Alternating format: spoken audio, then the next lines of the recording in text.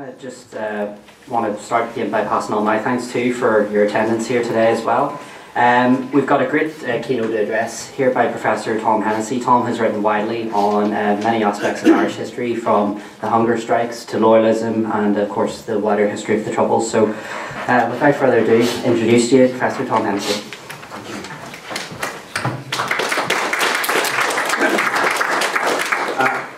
Thank you everyone, and good morning ladies and gentlemen. Thank you for inviting me along today.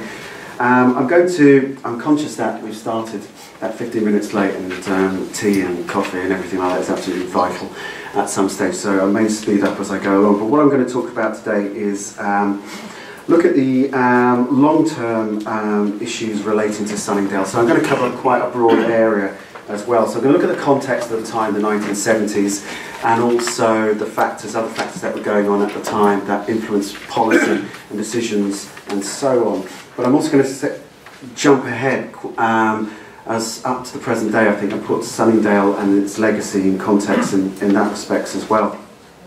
So I'm not going to limit this to 1973-74, but I think obviously Sunningdale is an absolute watershed in the political history of the Troubles, and why it failed, and the famous phrase allegedly used by Seamus Manovich, that the Good Friday Agreement was Sunningdale for slow learners. But I also want to show why I think everyone was really a slow learner in terms of understanding what was the Good Friday Agreement actually involved, and why it took so long to produce some form of a deal. First draft of history is usually contemporaneous, and of course that falls to relatively soon after Sunningdale, Faulkner's definition and understanding of it when he wrote his memoirs, Memoirs of a Statesman. And from that I take the fact that he claimed that at the end of the conference, Sunningdale Conference in December '73, the Ulster Unionist Party was convinced that we had come off best at Sunningdale. They felt elated and expected our success was to be recognised, and crucially on the issue of a Council of Ireland, this north-south body having ministers from the Republic of Ireland and the proposed Northern Ireland power-sharing executive at Stormont. The idea was sown by Faulkner that it fell into my mind into the necessary nonsense. So it's the idea that they came out on top. Faulkner had negotiated something quite substantial, and the Unionist delegation had done very well. If we look at the historiography that's followed by some very good historians, Peter McLaughlin from Queen's University Belfast has argued that on the core constitutional issues at stake at Sunningdale Day, that is the Unionists and Faulkner, surrendered very little, and so Faulkner had good reason to feel victorious.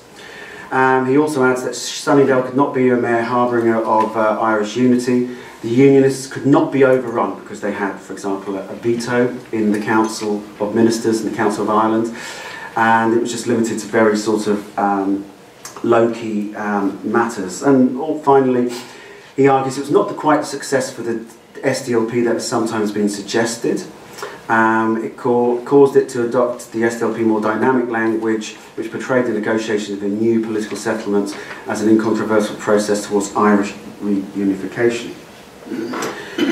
Sean McDade, who's written a very good book on the background to Sunningdale, also argues that the Irish government were not prepared to vest the Council of Ireland, with any significant powers. Only the Department of Foreign Affairs favoured a strong council with major evolutionary potential. And he argues that other Irish departments refused to countenance any transfer of their responsibilities to the proposed council, regardless of the efforts by DFA officials or indeed Garrett Fitzgerald. Now, I fundamentally disagree with both of those interpretations, mainly because on Peter's points, I think, as I will show, that I think out of all of this, the unions came out very badly. Why that is, maybe something we might want to talk about, but I think on all the major issues, they lost right down the line. On the question of what Sean has argued, that only the Department of Foreign Affairs wanted to see an evolutionary council that could grow into some sort of united Ireland or embryonic all-Ireland government. Well, my point would be that it is the DFA and the Department of the Taoiseach that drove foreign policy, not, for example, officials or ministers from the Minister of Agriculture who counted cows in Kerry. So it's that element that I think was driving the potential that a Council of Ireland could ultimately turn into, at some stage, an all-Ireland government. Not now, not maybe in 10 years, but in 20 years' time, the fact that the Council of Ireland had executive powers, it of itself could actually make decisions and carry those out, regardless of what the Northern Ireland Assembly wanted, or the executive of the Northern Ireland Assembly, or the Irish government and the Dáil wanted, gave it the potential that you didn't have to send over Princess Anne or some other, God forbid, Duke of Edinburgh, to come and lower down the Union flag, because it would have been an incremental transfer of sovereignty or an absorption of sovereignty. So, and the background to this, I think, and the longer period beyond, before and after Sunningdale, up to 1998, I think there's two issues, two elements, two ideas that float in utter contrast to one another. And that is this idea really that dominates, is in the constitutional background at Sunningdale and Good Friday, which is self-determination. The idea that the nationalist traditional interpretation is the island of Ireland, the territory should decide the constitutional future of the island, and from partition onwards, the idea that Northern Ireland should decide its own constitutional future. These two ideas mutually exclusive, or so they seemed. And that brings us to this idea of consent, which was central to the Anglo-Irish Agreement, Sunningdale, and also the Good Friday Agreement. I would argue, people locate consent at various times, but as we'll see in the 1949 Ireland Act is one example. I would argue that consent has been the core of British government policy towards Northern Ireland since partition itself in 1920. And that, again, with the Council of Ireland that was envisaged in the Government of Ireland that was partitioned Ireland in 1920, that Council of Ireland, as it says up there, was envisaged as a body and institution that would cooperate between the Southern Irish government and the Northern Irish government, but the two parliaments could vote themselves out of existence and create one all-Ireland parliament. So consent or veto, on however you want to define it, to an all-Ireland state, this one under the Crown inside the United Kingdom as envisaged before Southern independence. Consent is there right at the creation, all the way through since partition. It's not something that's new. The other factor we just have to is Articles 2 and 3 from the 1937 Constitution, De Valera's Constitution, for Nacknairn.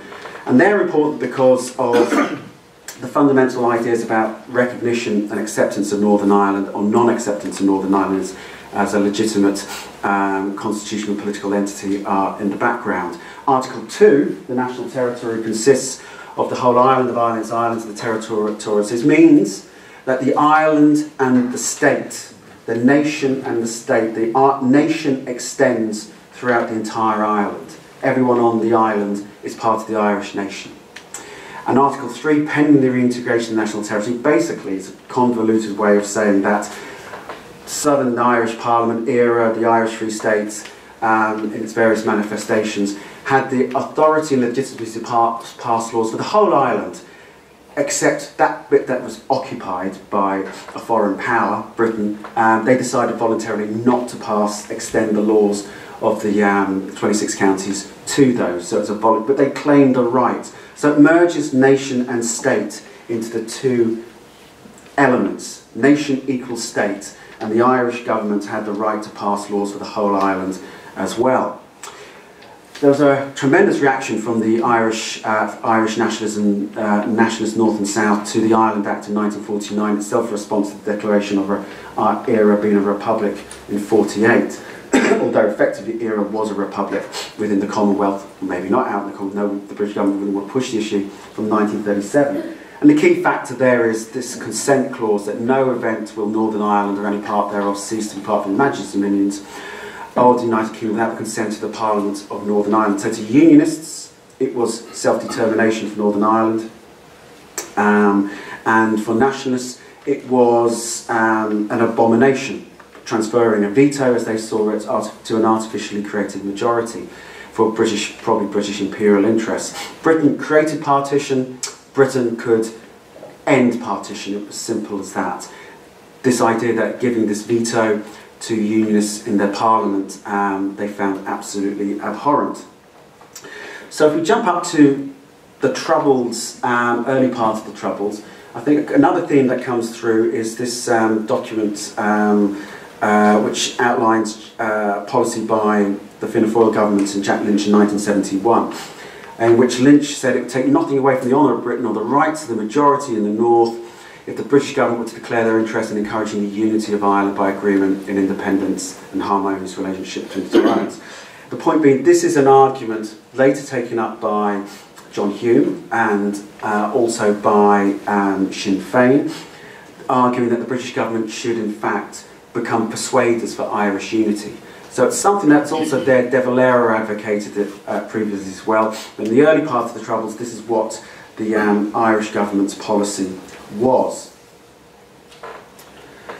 When we look at background to Sunningdale, of course, we have the Conservatives coming to power in Britain, and I think there is a departure in policy at this early stage. Ted Heath there is the Prime Minister, Reggie Maudling there is the Home Secretary, and of course famously on his first visit to Northern Ireland in June 1970, as he got back on the plane, said, "Well, bloody awful country, someone get me a large scotch," and he confirmed that story afterwards. And Lord Carrington, who was the Defence Secretary. And of course, these are the key figures. Interment happens Bloody Sunday, and direct rule is imposed. Yet the key fact is, James Callaghan, as Home Secretary, was prepared to get rid of Stormont and majority rule in Northern Ireland, unionist majority rule, and contemplate a constitutional conference in which there would be an attempt to produce a power-sharing form of government involving Catholics for the first time in the heart of government. When the Tories came into power, that was abandoned and not even contemplated until relatively late on. Consent, of course, for both governments, the Labour and the Conservative government, formed a core element, and that is famously held in the Northern Ireland Constitution Act of 1973, following the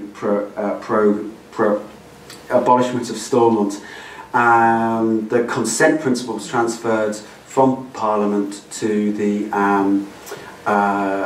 consent of the majority, a referendum, the people of Northern Ireland. Then there was the border poll, as many will be familiar, which as a demonstration of that consent, which Nationalists mainly boycotted, so there was an overwhelming majority in favour of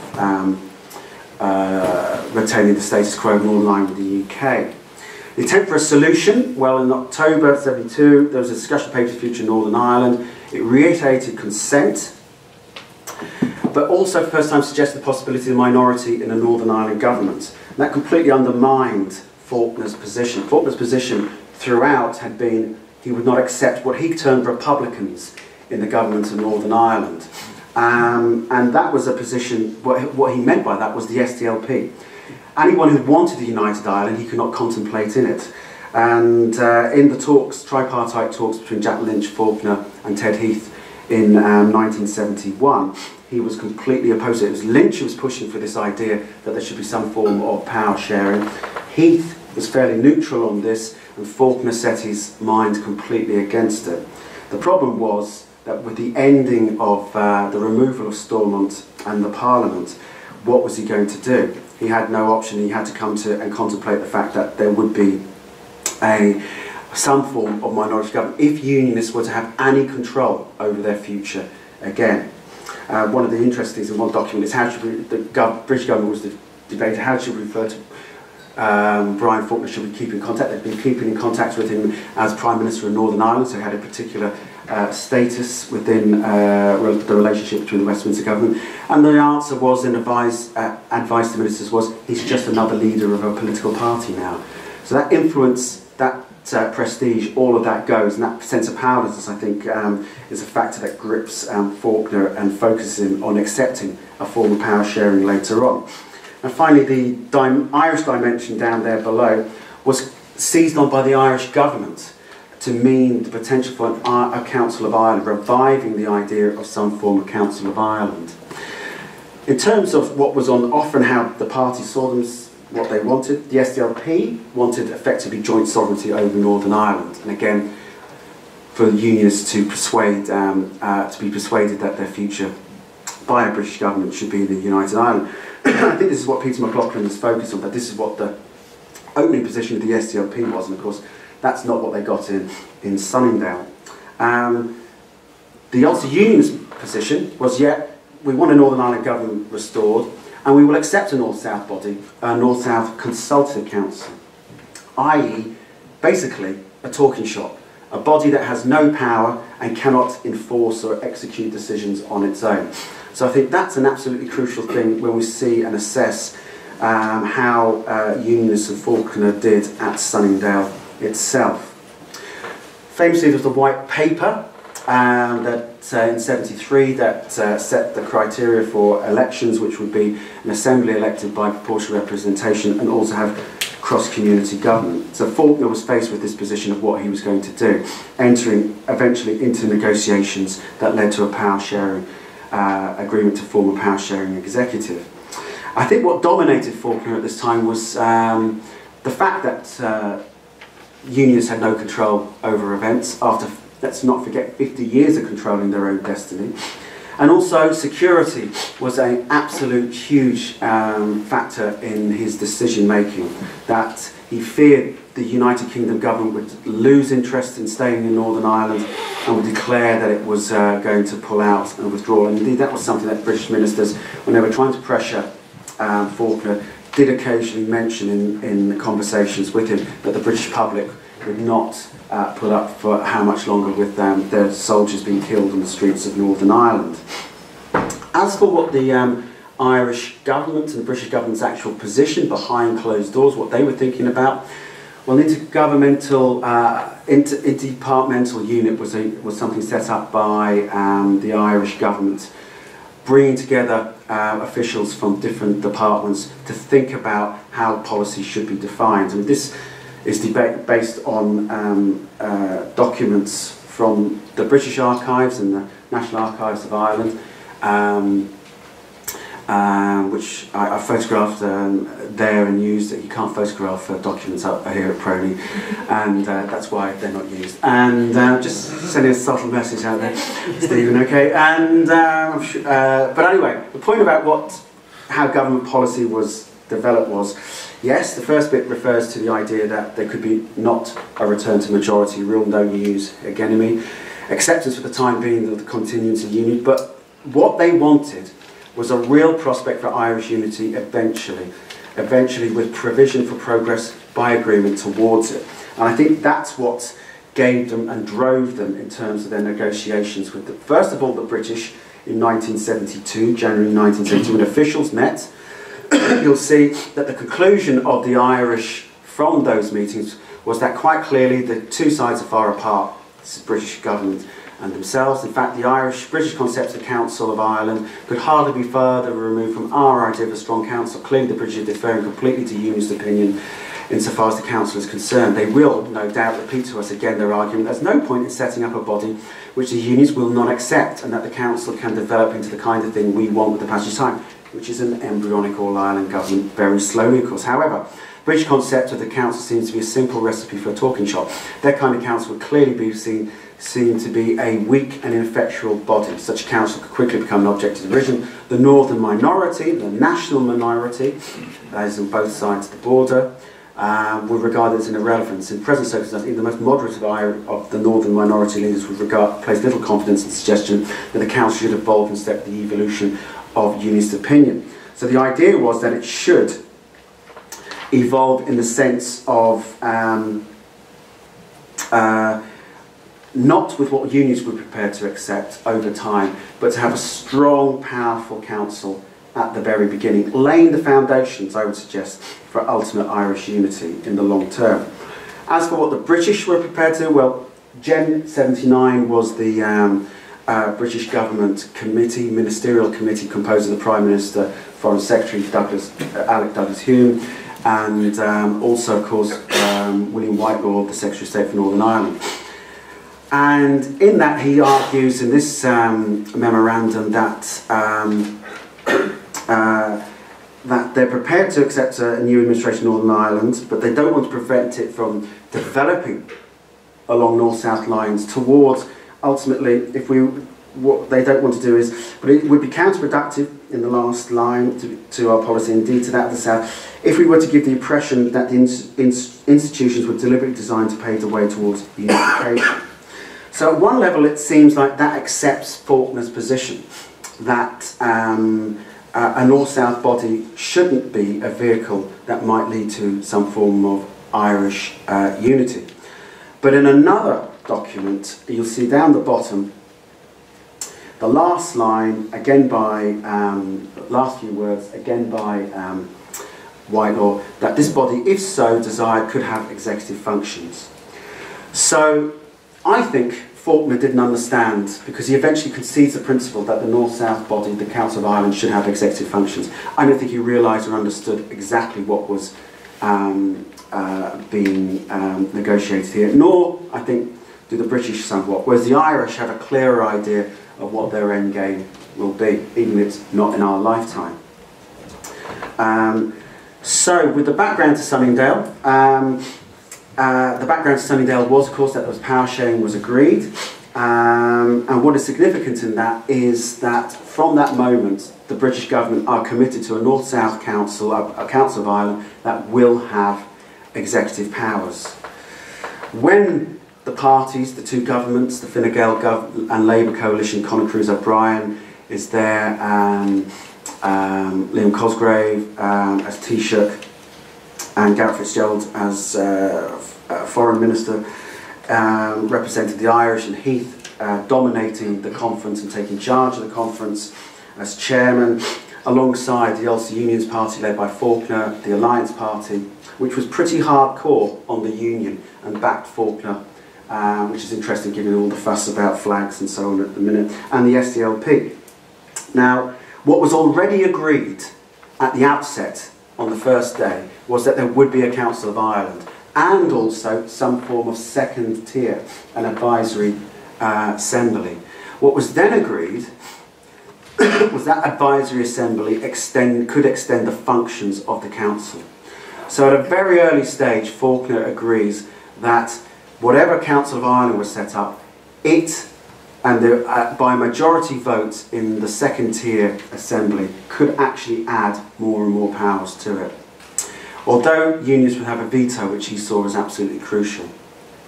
The disagreement was that the Irish and the SDLP at the very outset wanted the council to have delegated executive functions. It wanted to be doing something from the very beginning, a whole list of things.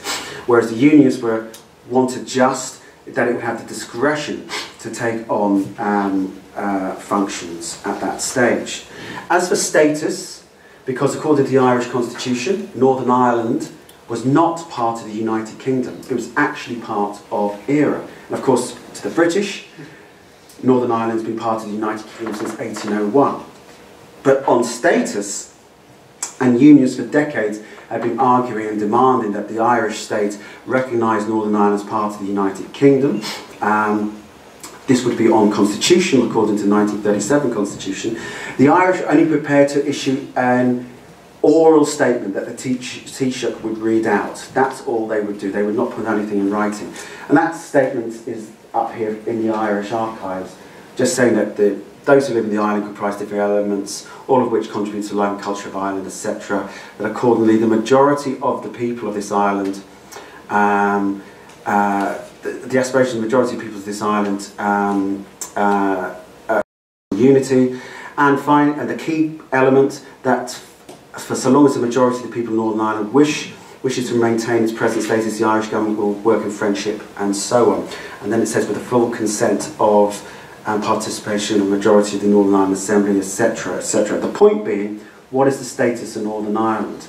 They don't say what the status of Northern Ireland is, because according to their constitution, Northern Ireland is actually part of the Irish Republic, the state. If they were to actually state that Northern Ireland was part of the United Kingdom, this would be unconstitutional. So there was a divide there between the various parties. Article 2 claimed the whole island as part of the nation. The Irish just said, we cannot change it. So the very fundamental element, one of the core elements that Faulkner needed for support and success, was not available to him. The SDLP argued that the Irish government was de facto recognising Northern Ireland as part of the UK, not legally, but de facto, by participating in a Council of Ireland where North and South ministers would work together. UUP and Faulkner at this stage said no recognition, well, it's doubtful we can actually participate in the Council.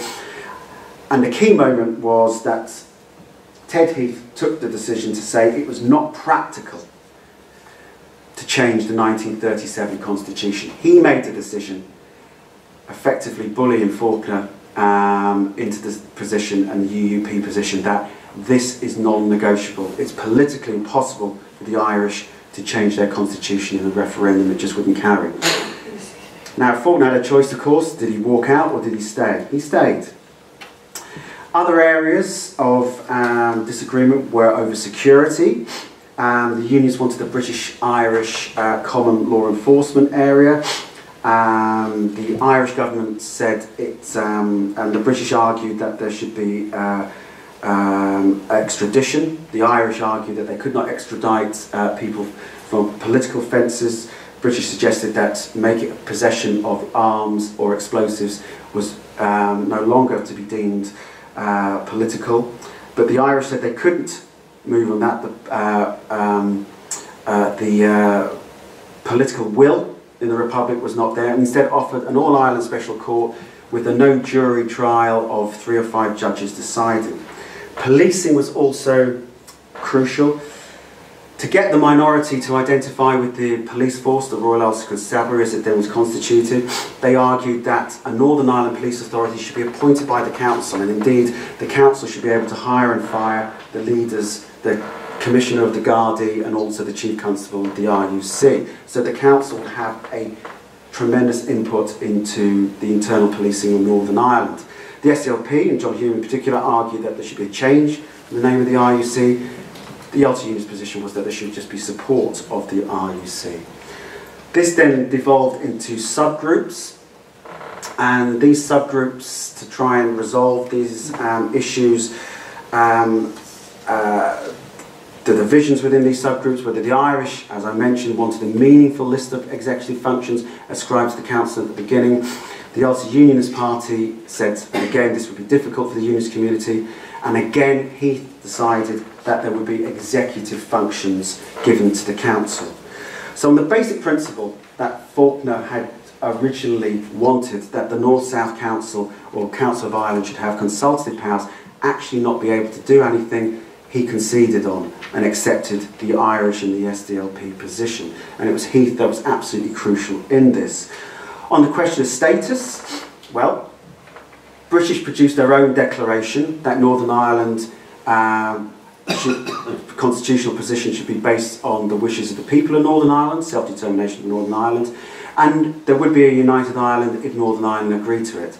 The Union's position was that Northern Ireland was part of the UK. This was also the British position. The Irish position was that we could not recognise Northern Ireland as part of the UK. So the answer the officials came up with, Frank Cooper and Philip Woodhead, was that there should be parallel declarations. And that was that the Irish government would say there would be no change in the status of Northern Ireland until the majority of the people in Northern Ireland desired to change in that status. But they never said what that status was because they could not constitutionally say it was part of the United Kingdom. They couldn't use the words the United Kingdom of Great Britain and Northern Ireland would be illegal, constitutionally repugnant. Whereas the British government, of course, said there could be a united Ireland if that was the wish of people, but the present status of Northern Ireland is that it's part of the United Kingdom. So, again, there were divisions on criminal justice. And you will recognise a lot of these issues are replicated in negotiations and the fallout over the Good Friday Agreement. Criminal justice, the Irish Attorney General admitted that there were no legal opposition or reasons why there couldn't be extradition or whatever. It was political. And once that was admitted as political, there could be no movement getting the Irish to agree to extradition. What they were prepared to do was to revive the 1861 Offences Against the Person Act, a British Act of Parliament, and that could allow people to be tried anywhere in Ireland for criminal offences. And basically it was parked, the idea of what to do, to a joint Anglo-Irish commission about how criminal justice should be decided or worked out. And finally, policing. Again, the Irish and the SDLP wanted to delegate policing to the, or overseeing it to the Council of Ireland, so it would be all Ireland, and eventually perhaps there might be an all-Ireland police force. The Ulster Unionist Party wanted it devolved to the power-sharing executive, which the British government were reluctant in the short term to accept because of the disaster that occurred in 1969, and actually it was security that ended up, and one of the parts being the unacceptance of the IUC to large sections of the minority that led to British troops being deployed. So again, this was relatively parked, although an oversight over the council was rejected by the British government, and he dug in there. In terms of what the outcome was when the agreement was actually, the communique was signed, the Irish internal assessment was that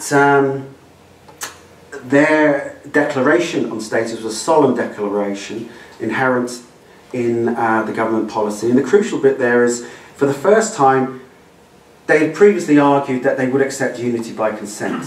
But that had been ambiguous. It could have been that it would be the consent of the British-Irish governments bypassing the the Northern Irish majority in terms of unification. So there's a concession on their part.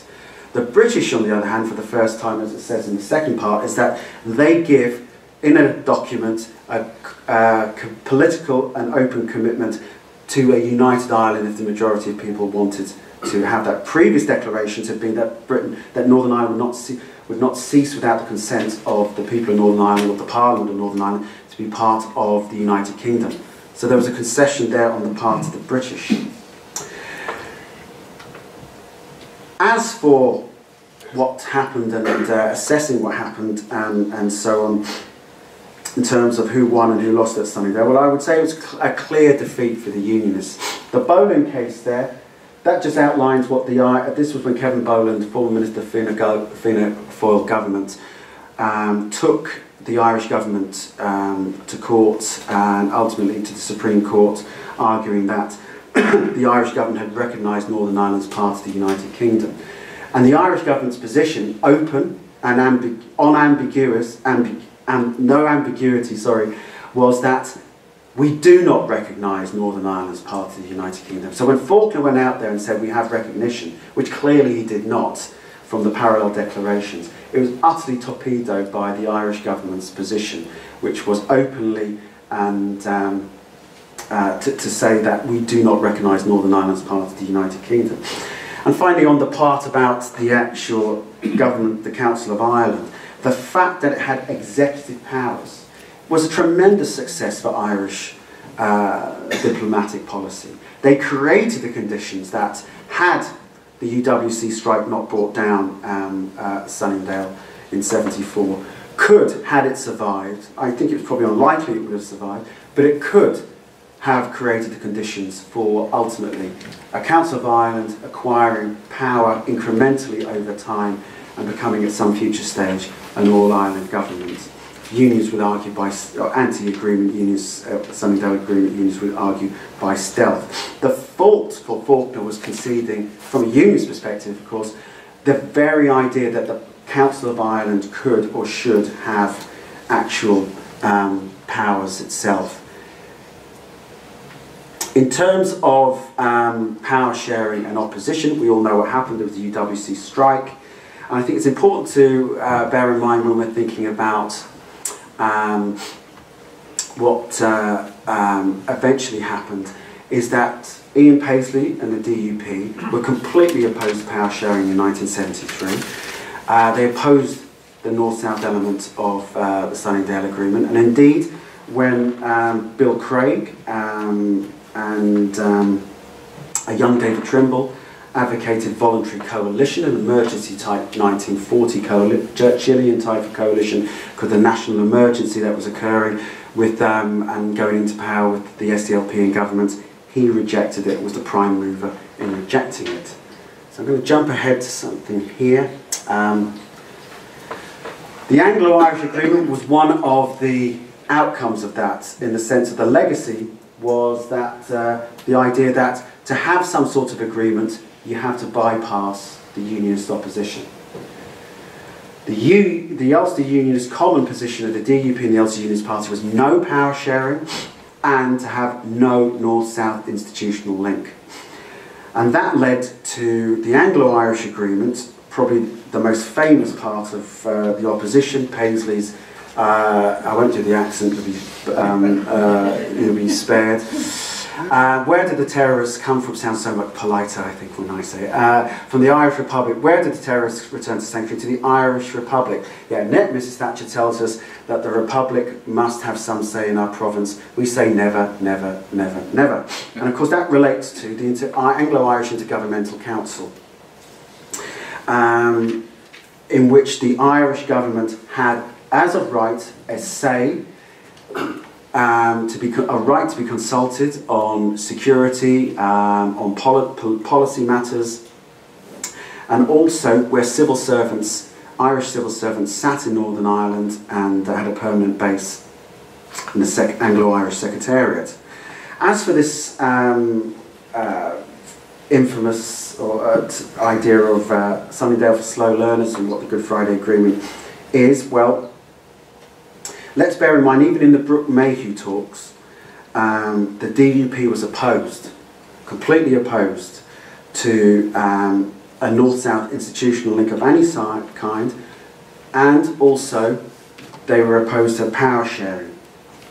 When we come to the actual, what was negotiated at the Good Friday Agreement, some of the things are still very similar to what we're familiar with Sunningdale. For example, the Irish government wanted to repeal the Northern Ireland Government of Ireland Act 1920. They believed that the Government of Ireland Act was a territorial claim to Northern Ireland by the Westminster Parliament, just like Articles 2 and 3 were territorial claims to Northern Ireland. The problem with that is constitutionally utter nonsense. Northern Ireland is part of the United Kingdom because of the Act of Union of 1801, but it suited, in particular, David Trimble, that for the Irish to concentrate on repealing the Government of Ireland Act, which constitutionally had no significance at all. Sinn Féin in those talks wanted the repeal of the Act of Union, the Government of Ireland Act. The Ulster Unionist Party wanted a change in Articles 2 and 3. And that's what the outcome was. Consent was recognised. For the first time, including Sinn Féin, the Irish government signed up to recognising formally in a legal document and treaty, given the force of law, that Northern Ireland in its entirety remains part of the United Kingdom and shall not cease to be so without the consent of the majority of the people of Northern Ireland voting in a poll.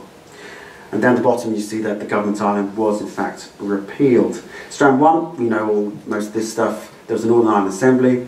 Trimble conceded that there should be power sharing and so on, so there would be Nationalist and Unionist in power sharing. Crucially, North-South Ministerial Council, consultative. The Irish government, after negotiating with the British government and bypassing, in particular, the Ulster Unionist Party, agreed a North-South Ministerial Council that would have a range of executive functions to carry out various functions.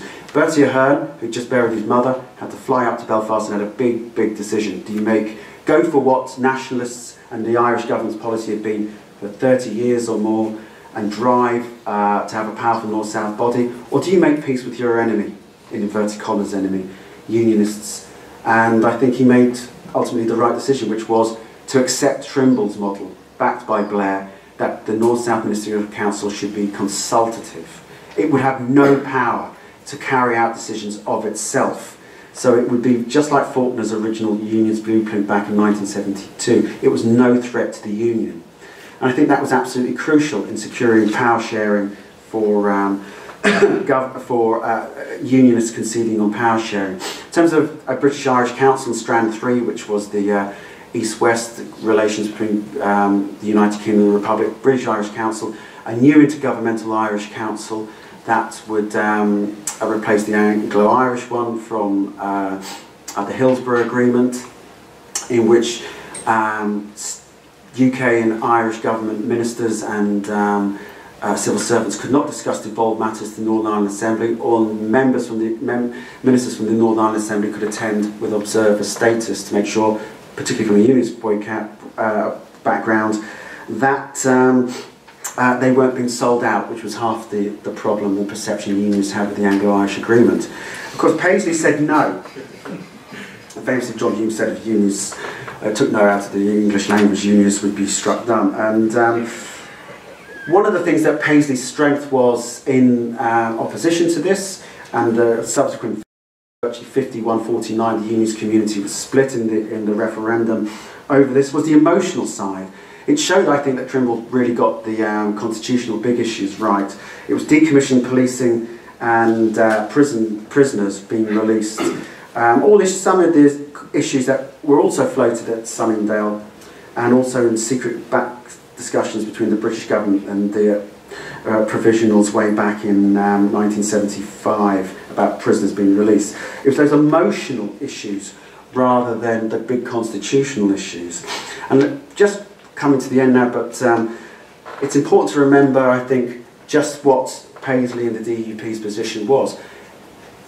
Strand 1 of the internal government of Northern Ireland, the Northern Ireland government was, and the Assembly was undemocratic because they're power sharing. There was no majority vote. He objected to a nationalist veto as well. On the Strand 2, North-South relations, North-South Ministerial Council, he claimed had executive powers, despite Trimble saying it didn't, and the ability to take decisions and so on, and was independent and free-floating in the Northern Ireland Assembly. The British Irish Government Council, he argued, was just a recreation, a renaming of the hated Anglo-Irish Intergovernmental Council of his famous never, never, never, never declaration. And he called the British Irish Council a luncheon club, but at worst it is a council where the two governments will continue to interfere in the affairs of Northern Ireland and over the heads of the people of the province. And finally, on the constitutional issues, the abolition of the Governments of Ireland Act, he accepted Sinn Féin's and the Irish government's position that it in fact removed the title deeds of the United Kingdom's sovereignty over Northern Ireland. And on other issues, you can just sum it up by saying it was total and utter opposition to every comma and dot in the Belfast Agreement.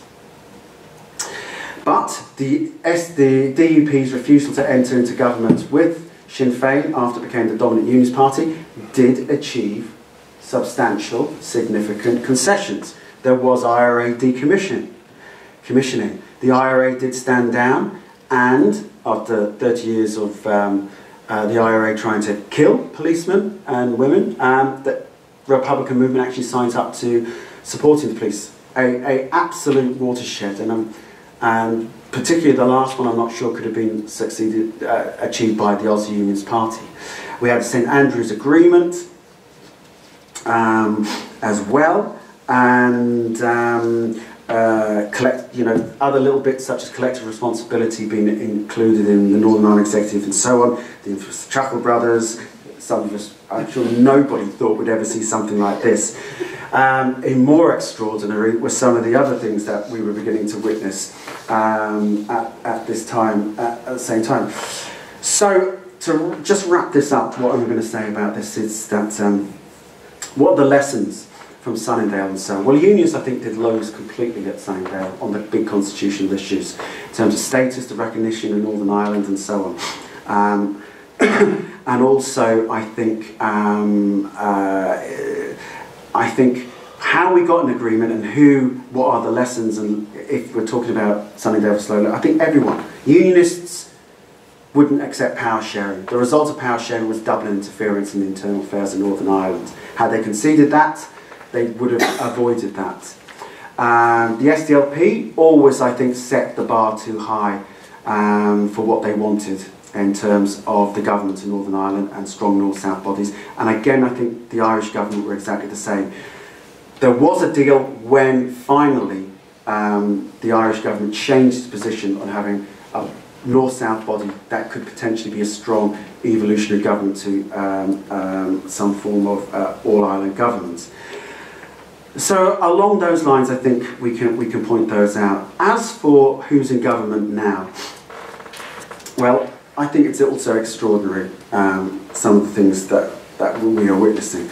That picture there, well, you know, Martin McGuinness is effectively, you can't really say it, but Martin McGuinness is Her Majesty's Britannic Deputy First Minister in Northern Ireland. All power flows down from the Crown, executive authority. So in constitutional terms, he's meeting his boss there. An extraordinary turnout of events. If you look at what the IRA's war was about, it was to end partition, not reform Northern Ireland. If we look at how Sinn Féin's policy is now to achieve a united Ireland, well, Gerry Adams' stated position of Sinn Féin's policy is that there should be a referendum, consent, that there should be a, just like Scotland is having its referendum of whether it should stay or leave the United Kingdom, that's Sinn Féin's policy, which is exactly the same as the most hated figure in Irish Republican ideology, Mrs Thatcher. That was her position in 1981 during the hunger strikes. You can have a united Ireland if you have a referendum and people vote for it. It's also the position set out by the British government in 1973, or arguably 1949. So let's take the 73 version, that's 40 years ago. Sinn Féin's position now is exactly what the British government's was 40 or so years ago. I think that's an extraordinary thing. It has other questions about the morality and so on, about and dealing with the past and where we're at. And finally, well, you know, the DUP has argued that it has renegotiated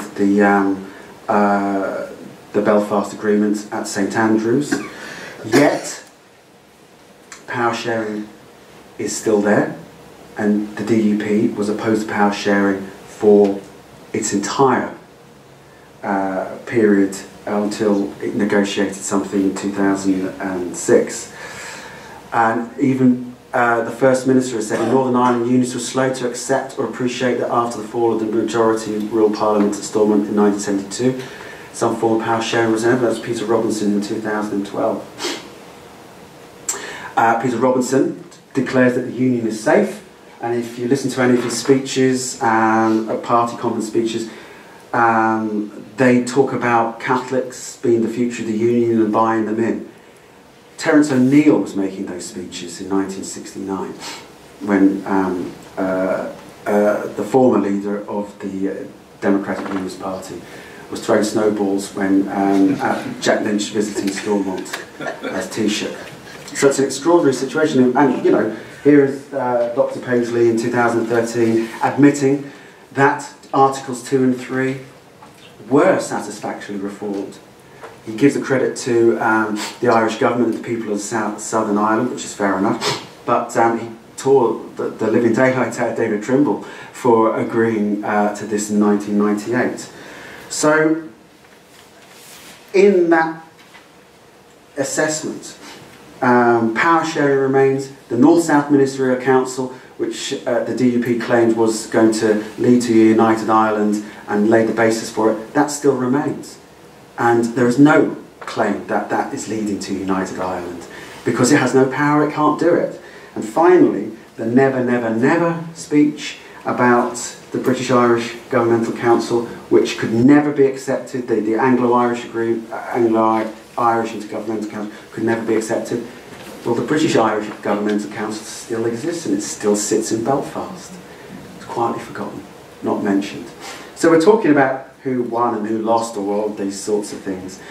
The big questions, I think, about whether we could have avoided a lot of what happened over the last 30 years if people who now accept what is now the status quo had had more strategic vision and thinking in the past. And that's why I agree with Alex Kane, who when he described the St Andrews Agreement as the Belfast Agreement in a kilt.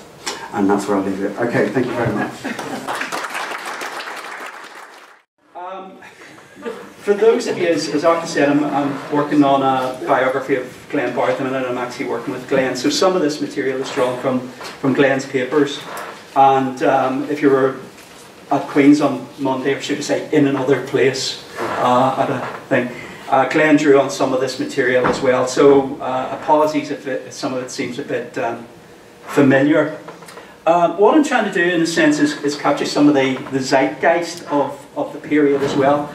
And so I'll be zooming in and zooming out slightly, but predominantly trying to convey what the zeitgeist was within the unionist community at the time.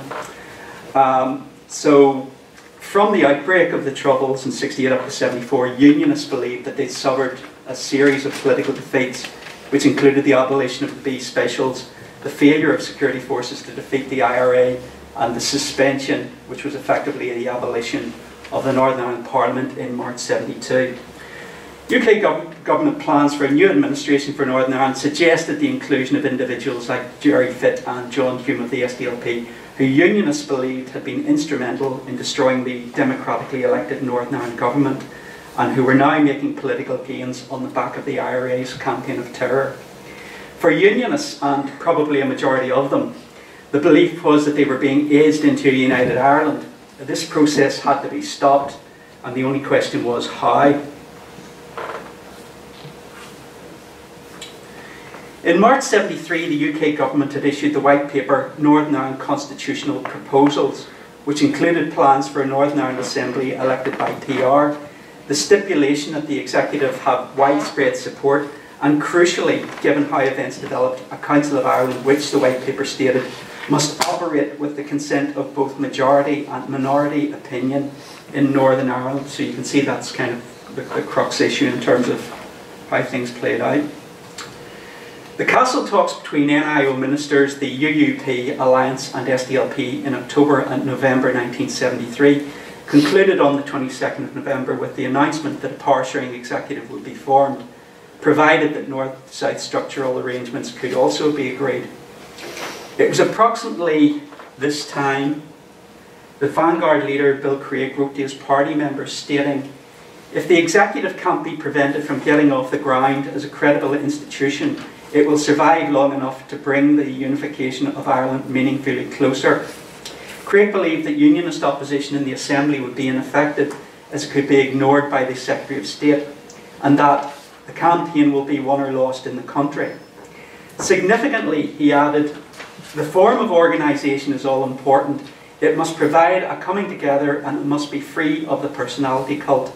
People must be able to identify without feeling disloyal to existing commitments and without having to join an already identifiable organisation. A Loyalist Action Council or central body to which constituency associations of political parties could affiliate seems a necessary starting point to be followed by action groups in every county, town, village and factory and suitable workplace." So you can see the plan, the grassroots plan for what became the Ulster Workers Council, at least as Craig saw it. One form of opposition which was clearly on the Loyalist agenda was an industrial stoppage. Now, this had worked well for Vanguard in March 72 at the time of the suspension of Stormont, but it proved disastrous in February 1973 when a protest strike against the internment of UDA members had been characterised by widespread violence. Another consequence of the February 1973 strike was the effective collapse of the Loyalist Association of Workers, and now attempts were made to create a new Loyalist Workers Association. And an early indication of this came on the 2nd of November when the Belfast Telegraph reported on the formation of a group called East Antrim Loyalist Workers, which had split from LAW and which significantly, for future developments, included Ballylumford Power Station workers.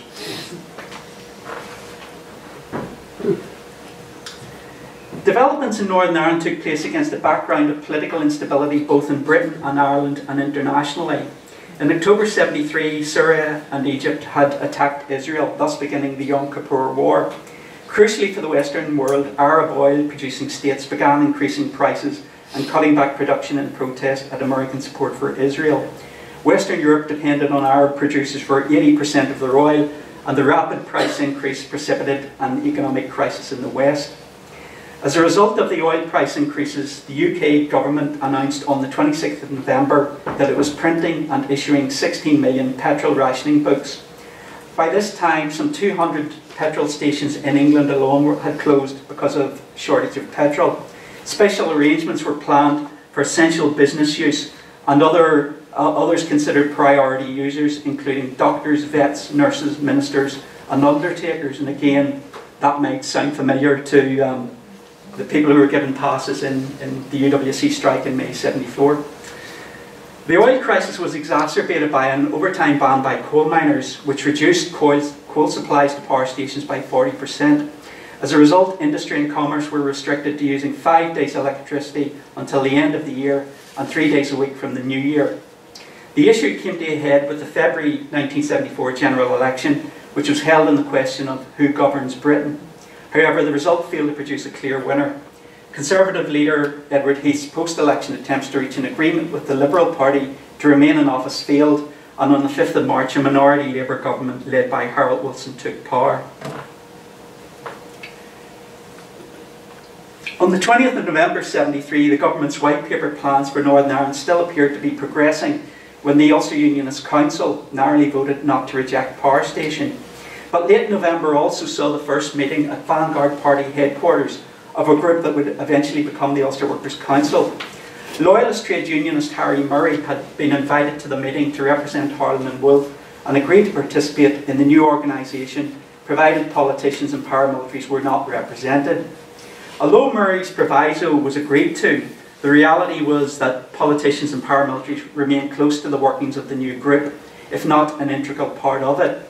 And one of Murray's closest allies in the following months, for example, was Bob Pagels, who was also a UDA member. What emerged, therefore, was a situation where there was a rough compromise between workers, paramilitary and political groups as to who was to lead or play the primary role in the campaign against Sunningdale. In the longer term, this also led to competing claims from the various elements as to who was the real force behind the strike.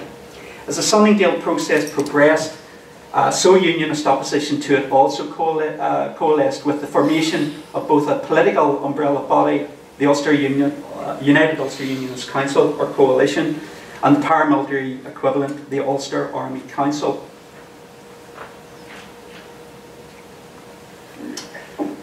Although this Sunningdale communique outlining the provisions for a Council of Ireland was only signed on the 9th of December, attempts to sell it to unionists was probably already a lost cause by 16th of December, when the SDLP's Austin Curry told RTE that it fulfilled Wolfe Tone's desire to break the connection with England. And Taoiseach Liam Cosgrave told the Sunday Press that there was no question of the Republic changing its territorial claim to Northern Ireland. The trend of growing unionist opposition to Sunningdale became even clearer on the 18th of December when the North Tyrone Unionist Association, which was seen as a weather vane of UUP opinion, voted by a ratio of 2-to-1 to support anti-Sunningdale candidates. And even the pro-Faulkner Belfast Telegraph was now predicting that he'd be defeated on the issue of Sunningdale when the Ulster Unionist Council met on the 4th of January 1974. Despite this, anti-Sunningdale opposition was still not focused on a single objective. On the 22nd of December, for example, the UDA blocked roads in protest against the treatment of loyalist prisoners.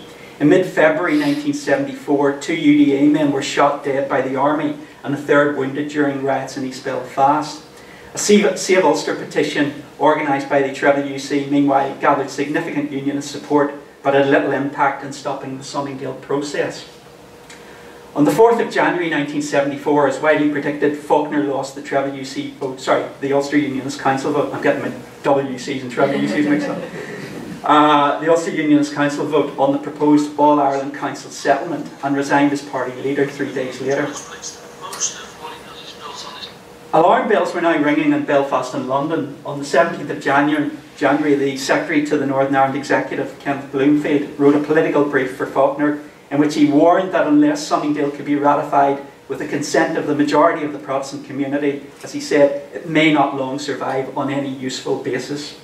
Later that same day, however, SDLP Assembly member Hugh Loeb told the Dublin Conference that the Council of Ireland was the vehicle that would trundle unionists into a united Ireland, confirming many unionist suspicions of what Sunningdale meant. The public decision on Sunningdale was delivered on the 20th of February in the UK general election, when the TWC won 11 of the 12 Northern Ireland seats with 51% of the vote. The incoming minority Labour government, which had many other problems to deal with, were well aware that the early implementation of the Council of Ireland was at the very least a difficult proposition, but were unable to convince either the SDLP or the Irish government of this hard reality, and Faulkner's position continued to erode. On the 7th of March 1974, the newsletter mentioned the Ulster Workers Council for the first time when UWC challenged the new Secretary of State, Merlin Rees, to attend a victory rally for the UC general election candidates to be held at Stormont that Saturday afternoon. On the 12th of March, anti-Sunningdale candidates tabled a motion in the Assembly calling for the renegotiation of the Sunningdale Agreement. It would be the conclusion of this debate on the 14th of May that would provide the pretext for the calling of the Ulster Workers Council Strike.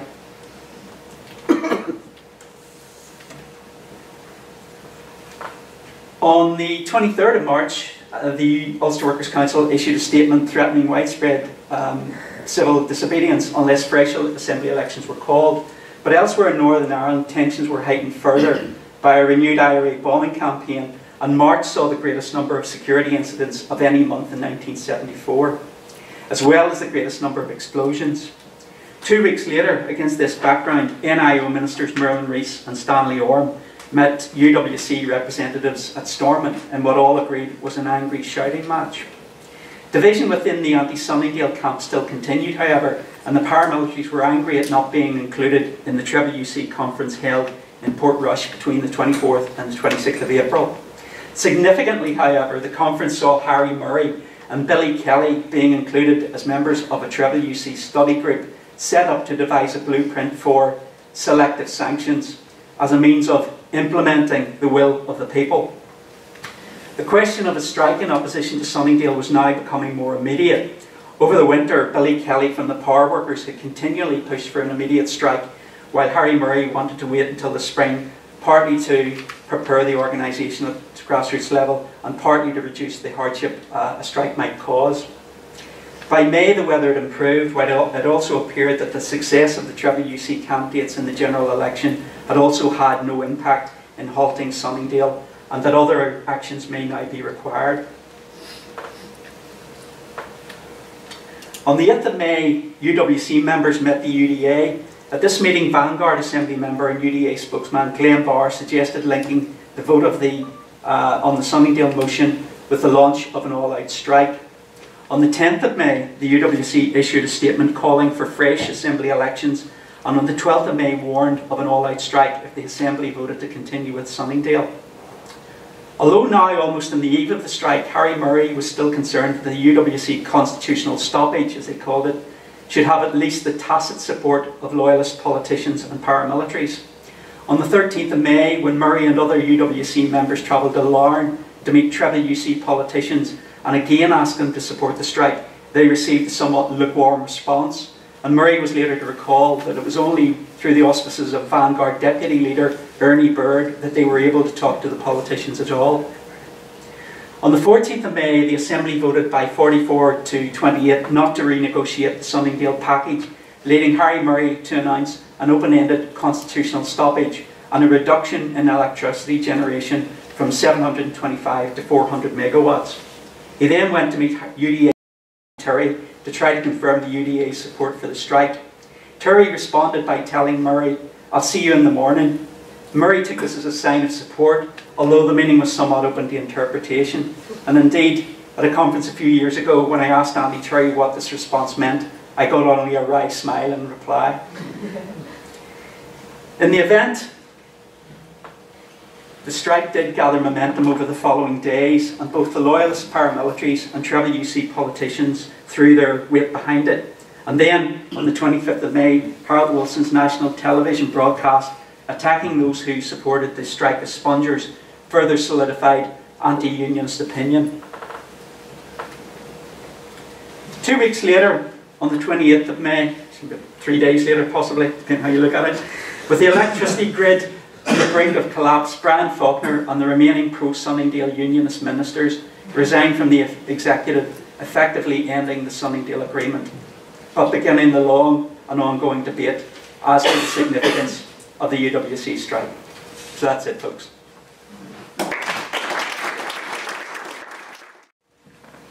So, Like Gordon, I've been marking exams and dissertations and all that kind of stuff for the last few weeks, and it's been hell, as I'm sure most people here would know. But one of the things I was doing last week was marking presentations for third years, and they were given a 10-minute slot, and that was it. And at 10 minutes we just cut them off, whether they were mid-sentence or not. And I sometimes think that might actually help some academics if we start doing that. I'm quite happy to say that this kind of fits in quite nicely with the other papers that we've had this morning. Some of the stuff that I'm going to be talking about, Tom has already touched on, as well as Stephen, and it's kind of is a nice it goes quite well with the Gordon's already. But I'm going to be looking at nationalism and how the Sunningdale Agreement, what the Sunningdale Agreement and the ideas of power sharing meant, what did it meant for the SDLP, how it evolved first of all, and then how Sunningdale affected the party and policy of the SDLP. So most people talk about Sunningdale and talk about whether it was inevitable or not that the agreement would be agreed, and I sometimes think that this probably best sums up my idea of Sunningdale, that it was some sort of a miracle almost that it even came about in the first place.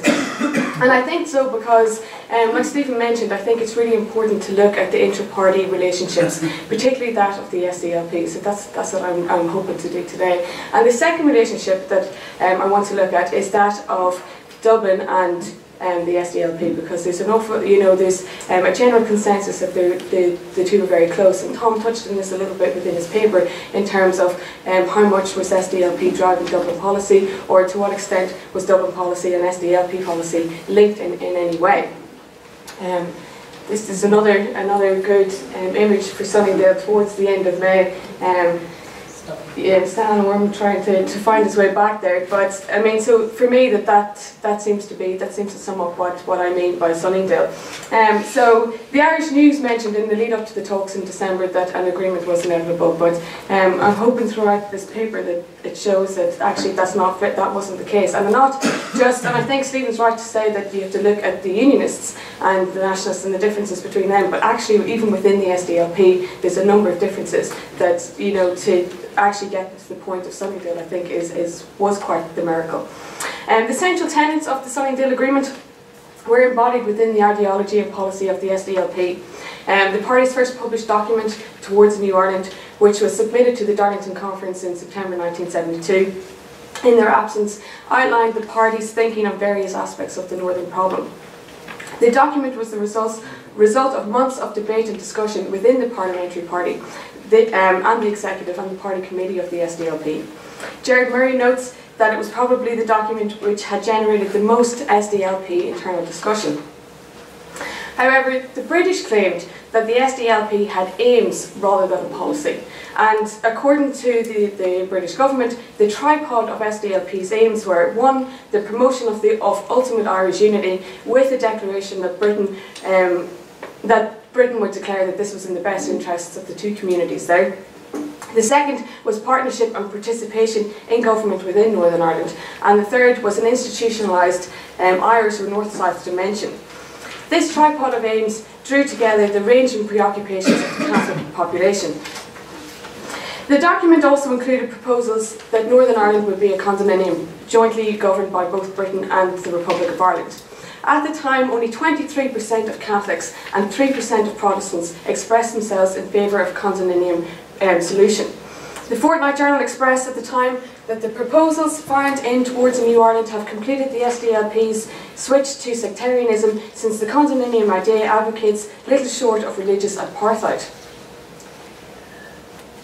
What I think is most interesting is that it was this joint sovereignty idea that concerned the Dublin government the most. In a telling comment from the papers of the Department of the Taoiseach, it was noted that the plan for joint sovereignty would, in principle, warrant government support. From our point of view, such a condominium arrangement would bridge the gap between our de jure claim and the present de facto position in regard to the North. Whatever misgivings we may have, therefore, it is unthinkable that we should not endorse the proposal once it has been put forward. It is probably a high bargaining position rather than a realistic demand at this present time. The Darlington Conference resulted in the Green Paper, which was a discussion on proposals for the future of Northern Ireland, and the document highlighted the slow reworking of Whitehall's attitude on the North. It now accepted the possibility of a united Ireland. What London was proposing essentially was power sharing with an Irish dimension, and Thomas touched on this already. The first time the concepts were formally adopted, and that these would become the main debating points on the four constitutional talks for the next 3 decades. Although the policing issue occupied the most time at the Sunningdale talks in December of 1973, it was the Council of Ireland, or the idea of it, that became the major issue for the power sharing executive in office. Immediately after the Sunningdale Agreement was finalised and signed, Brian Faulkner remarked to Jerry Fitt that he thought he could sell power sharing, but not the Council of Ireland idea. As the British ambassador to Ireland at the time, John Peck, noted there was nothing novel in the Council of Ireland idea. Tom has already touched on this, so in order to save time I'll not go into it, but I mean the idea was already floated in 1920. It re-emerged again in 1971 when James Callaghan mooted the idea again in Dublin in 1971. There's a general perception that at the time, and since, among breakaway unionist groups and extreme loyalists, that the SDLP and the Dublin government enjoyed a very close relationship and were working together for the destruction of Northern Ireland. It was not until negotiations for a new settlement in Northern Ireland were due to begin that any real division between the SDLP and the Dublin government became apparent. Dublin's reaction to the White Paper in March of 1973 highlights its ambiguous attitude towards policies on the North. The White Paper proposed a devolved power sharing 78-member Assembly in Northern Ireland and a Council of Ireland. The election would take place under proportional representation, not public relations, and Westminster would retain powers relating to law and order matters. The White Paper fixed the boundaries for the Dublin government and its involvement in the North. The Republic would only be involved in 3 main areas: the status of Northern Ireland, security and the Council of Ireland. The SDLP envisaged a council with executive and harmonising functions that would be given the freedom to evolve if the members of the council agreed. It insisted that the Council of Ireland would be part of an overall package deal where simultaneous action on both the executive and the council would occur. That is, the executive couldn't be set up prior to the establishment of the council. The British government, however, did not seem to regard the council as an adjunct to the executive, and rather seeing them as being very different and separate entities. There's also a prevailing impression that the SDLP and Dublin government have been increasingly assimilating the Council of Ireland idea and moulding it into a grand design for the whole of Ireland based on the European model in order to express nationalist aspirations. The truth was, however, that neither the Irish government nor the SDLP had an agreed policy on the Council of Ireland. An interdepartmental unit on Northern Ireland recognised the consequence of too forceful or too rigid an attempt to establish a council in the face of Northern opposition, and knew that it could spread violence, quote, spread violence to this part of the country. It is vital, therefore, to encourage Northern consent to participation by stressing explicitly the benefits which could flow, particularly to the North, from a council. Almost half the text of the agreement dealt solely with the Council of Ireland. Other issues, such as the Republic's recognition of Northern Ireland, were largely glossed over or were ambiguous. The area of most contention between the Dublin government and the SDLP within the Council of Ireland proposals was policing. The SDLP did not want the policing issue to be used as a bargaining position by either the Unionists or the British government in the negotiations, and therefore they avoided any discussion on the subject with Faulkner and the Unionists in the run-up to the negotiations. They were wary of giving the impression of any difference with Dublin, because that could be used then against them. The problem was not only was there some difference between the SDLP and Dublin over policing, there was no agreed line on the issue within the party either, despite the presentation of unity to the British and the Irish governments. The British noted that the SDLP was not a monolithic party, and I think that that's an important point to make, because it didn't have homogeneous leadership that agreed on all the policies that they had. From June of 1973, the dynamic within the party was a lot more divided than it appeared. Sean Bonnan, who was in the Irish Department of Foreign Affairs, his reports of the late 1973 suggest that a drift was beginning to develop between the SDLP leadership and the party rank and file. Within the SDLP camp, the council proposals were the main source of disunity. The question of whether or not the party should support the RUC was probably the most difficult to address, and was an area where the party was fundamentally divided. Fitt and Devlin did not share Hume's dogmatic hostility towards the RUC and his uncritical views of the subject. Faulkner stated that he had several private talks with Fitt, Hume and Devlin, and the differences of emphasis between them soon became evident. The Belfast SDLP representatives tended to be less Dublin orientated than those he called countrymen. The latter, who typically included the Derry representatives, were influenced by the Nationalist tradition. The former had a more practical, labour-orientated tradition that was less interested in nationalist dogma.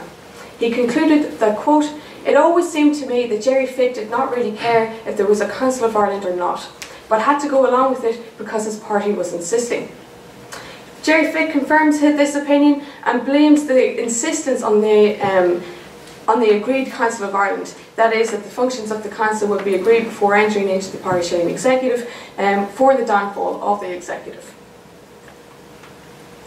In operation, the executive was by and large harmonious according to retrospective conclusions by Ken Bloomfield. However, that's not to say it didn't have major difficulties. The greatest was that even though the leaders of the parties coalesced, the three parties behind them did not do so in any meaningful sense. The executive was unable to establish and exert its authority over the North. Instead of showing themselves to be a vigorous and reforming government, they spent the first 5 months, or the first few months of their administration in continuous manoeuvring and debate on the implementation of the Sunningdale package. Fortnight argued that the business of administration went on as much as usual from the point of view of the working class voter, whether Catholic or Protestant. It was clear that there was no substantial changes from the old regime. In simple terms, the new style assembly offered no more to the vast majority of working class voters, who were the vast majority of voters, than the old Stormont regime. This meant that during the brief life of the Assembly it dealt with very little legislation of any real substance, and it was only at the end was there any evidence of major initiatives such as integrated education. The experience of being a member of the party-sharing executive was a transformative one for Jerry Fitt and for the SDLP.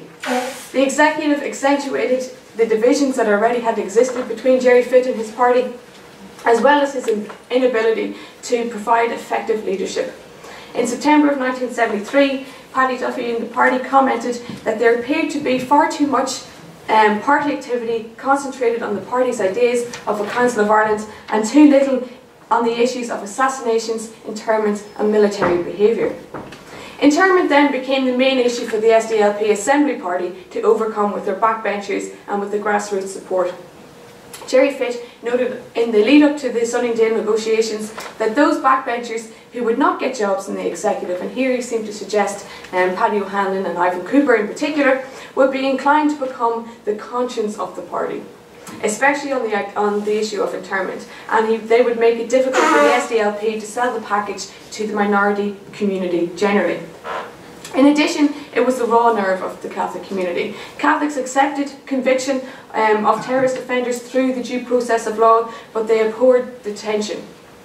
The dissatisfaction with the moves by the British government to end internment grew progressively stronger within the party, and on the 18th of April 1974, a group of SDLP members met in Belfast to form an ad hoc committee which would act as a pressure group within the party to seek the immediate implementation of SDLP policy on internment. The group was known as the Motion No. 1 Committee, which was a reference to the composite motion which was passed at the 3rd Annual Conference at the beginning of December of 1973. Although the committee emphasised that it would work within the party, the motion was indicative of the strong feelings among the grassroots supporters about the very slow rate of release of internees. For the SDLP, the Sunningdale Agreement and experience in government was a coming-of-age moment for the party. Although the executive lasted a mere 5 months, It highlighted that the party was the main voice in the minority community, or for the minority community in Northern Ireland, and it transformed the SDLP into a serious political party with democratic trappings. But what did the failure of Sunningdale mean for the power sharing in Northern Ireland in the short term, and its legacies for Northern nationalism? The late 1970s in Northern Ireland was overshadowed by the failure of Sunningdale. Initially, both the Dublin and London governments agreed that power sharing in government in Northern Ireland would have to be an integral part of any solution that they came up with. Wilson confirmed that no Westminster Parliament would legislate for any solution which did not have power sharing in government. At the same time, the collapse of the power sharing executive marked a point of departure in the affairs of Northern Ireland for London. If there was one common thread the British administration noticed running through the talks, it was that of, quote, let Ulstermen try to work it out for themselves. It appeared that London wanted to detach itself completely from the situation in Northern Ireland, claiming that the idea of direct rule was unattractive in the light of the growing feeling both in Northern Ireland and the rest of Britain that the British cannot solve the Irish problem. But at the same time, they did not think that power sharing as it had been established under the Sunningdale Agreement was possible either. Stan Orme explained to Garrett Fitzgerald that there was a feeling in Northern Ireland that the executive had been forced on them, and while Orme did not accept this, it was nonetheless true that the executive did not represent a large section of the working class Protestants there. I think Tony's going to talk a little bit about what alternatives there might have been if power sharing under Sunningdale wasn't going to be one of them. So instead, Britain proposed looking for a solution that would lead to power sharing in a new form, but a solution that Ulster works out for itself rather than simply shares in devising. By October 1974, the British had privately done a U-turn on their commitment to power sharing. In a secret discussion paper, Frank Armstrong in the Northern Ireland office asked if there was, quote, any informed individual who really believes that power sharing in any sense approximating to that of the 1973 Act is a feasible solution in Northern Ireland. And he questioned whether efforts should be therefore directed towards, quote, the situation which will emerge when the Loyalist two-third majority rejects power sharing. He suggested that the government should be trying to redefine the means whereby majority rule in Northern Ireland could be made, if not acceptable, then at least as inoffensive as possible to the minority.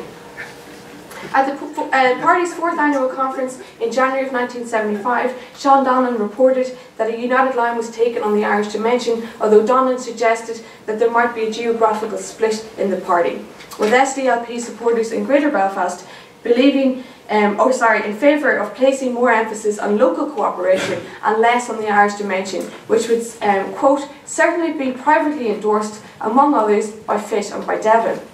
However, the party leaders had closed ranks on the issue and maintained that there was no difference of opinion in case it would be used against them in future negotiations. The special status that was given to the Irish dimension in the aftermath of the fall of the executive was certainly brought about by pressure within the SDLP rather than outside it, and would have repercussions for the party. The making of consent through power sharing conditional on the Irish dimension had the consequence of devaluing the party's right to be regarded as a legitimate governmental partner in Protestant eyes.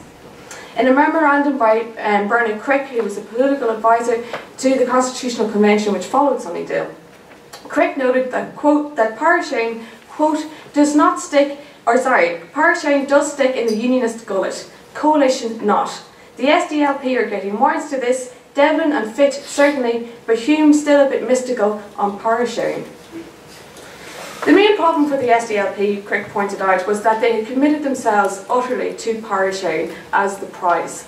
Crick suggested to the party that a Bill of Rights, a minority-dominated committee structure, veto powers in London, in other words, rigid constitutional protection, might be a better prize than the risks and uncertainties of joint responsibility, but apparently only Paddy Devlin seemed anywhere open-minded on this argument.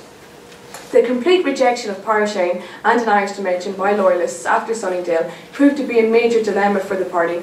It had nailed its identity on power sharing with an Irish dimension and found it difficult to compromise on any aspect of this strategy during the Constitutional Convention. The SDLP came out of the experience of Sunningdale, the Ulster Workers Strike, Ulster Workers Council Strike and the Constitutional Convention a greatly disillusioned party. So here, I don't 100% agree with what Tom has said that they won from it, because they did come out a very disillusioned party. John Hume confirmed to the Taoiseach in a meeting in November of 1978 that the party were not seeking power sharing in a British context, although they weren't going to abandon it publicly. The continued refusal of the Unionists to cooperate with the party had greatly strengthened sentiment in favour of policy emphasising British disengagement as a prerequisite for progress over keeping options open for power sharing. The SDLP's rejection of the British government's working paper on devolution for Northern Ireland was the catalyst for Gerry Fitt's decision to resign from the leadership and the membership of the party in December of 1979. And Fitt explained that although he was convinced that a power sharing settlement could be agreed in the proposed devolutions conference, the SDLP constituency representatives groups and the executive had rejected it because there was no Irish dimension to it. With Gerry Fitt and Paddy Devlin gone from the party by the end of the 1970s, Northern Nationalism progressed in a rather different direction under the leadership of John Hume. The experience of Sunningdale and its immediate aftermath would have profound implications for party policy and for Northern Ireland, and the legacies of that, I think, can still be felt today. Thank you. There's just before I begin the talk, this idea that consociational democracy is somehow the legacy of Stormont was not immediately apparent in 1974, 1975. In fact, quite the opposite. Consociational democracy had failed, and those politicians. What was very apparent was that. Which one? What was very apparent is that these politicians sitting around this table did not represent a viable government of Northern Ireland. They didn't represent the loyalist working classes. They certainly didn't represent Republicans. They didn't represent the very real problems that Northern Ireland faced. But Sunningdale and this high-level political process was not the only train at the station. It wasn't the only game in town, and arguably. Yeah, we'll get back to this somewhere. What am I looking for? There we go. Arguably, there were other options and so on. Industrial democracy, the expansion, the widening of participation, the bringing in of more extreme groups, getting opinions, getting ideas from people who weren't necessarily being elected into the major political parties. And of course, unionism was completely split after Sunningdale. Something like 6 or 7 different unionist parties existed, whereas in what had been monolithic just 5 years earlier. As Minister for State in Northern Ireland in this period, 74 to 76, Stan Orme worked at the heart of British government policies that attempted, that both tried to implement the Sunningdale Agreement, but also tried to ameliorate and politicise the membership of those loyalist groups that had successfully brought down the power sharing executive in 1974. Orme followed and extended a government policy of often secret engagement with those outside the mainstream of Northern Ireland politics, a policy that successfully brought about the IRA's 1975 truce, and had rather unsuccessfully brought the UVF into politics as part of with their volunteer political party in 1974, and all the 2,000 votes that they managed to get in the November 1974 election. But Orme's approach, outlined in a 1975 pamphlet, Industrial Democracy, encouraged workers' participation in the newly nationalised Harland and Wolff shipyard, and was a direct attempt to politicise the Protestant working classes of Belfast. Orme attempted to redirect their support away from both existing militant and right-wing groups, such as the UDA and the UVF and Vanguard. Orme's view was that skilled industrial workers belonged within the fold of progressive social democracy, and that the extension of government-backed syndicalist activity in the shipyard would empower the workers and help shift Northern Ireland as a whole from sectarian models of political democracy, of political activity, to a class-based system similar to that of the rest of the UK. For Orm, industrial democracy, and I quote, was the last chance for Northern Ireland and a potential solution to the province's ills. Another quote from Stan Orm: if the working class people of Northern Ireland can be convinced that whatever their religious denominations they have economic interests in common, they will be able to approach the constitutional problems with open minds. Using a combination of both Orm's official and private papers, which have been donated to the London School of Economics, this paper seeks to explore and critique Orm's motivation, his policy and its effect. Junior Minister Orm here is on the left, with Harold Wilson of course in the middle, and Merlin Rees on the right. Missing from this picture is Frank Cooper. Frank Cooper was Permanent Secretary and had been Permanent Secretary of the Northern Ireland Office before Harold Wilson took power, and is pivotal really in what I discuss in a number of different articles on the Laneside talks. This is the attempt to expand democratic representation in Northern Ireland. So whereas Rees and Frank Cooper, their views echoed what we now call consensus democracy, industrial democracy was something slightly different. It was a fashion within the left wing of the Labour Party at the time, and Stan Orm really was on that left side of the Labour Party. Orm's approach in promoting industrial democracy in Northern Ireland arguably stemmed from a number of influences. These included his ongoing talks with loyalist paramilitaries at Laneside, where these people where representatives were brought in. I think it's 17 different meetings through 1974 with loyalist paramilitaries at Laneside. As well as that, Orm's own understanding of the historic growth of the Labour Party in Britain, the historic growth of the electorate and representative democracy in Britain. His own experience, arguably, as well as a shop steward. He was an engineering shop steward just a few years as his career. And of course, this fashion within the Labour Party is another aspect which influenced here, which influenced Orm. I've mentioned Laneside. Laneside is this place. This is the Cardinal Fee Archives. Laneside is this place where all types of people are being brought in, mainstreaming groups like the UDA, but also inviting, like for example, this invitation to Laneside, along with a hand-drawn map, is actually in the Cardinal Fee Archive. They brought in bishops, they brought in community representatives. It wasn't just terrorists or paramilitaries they brought in here. The whole idea was to try and expand democracy and create consensus and take in all views.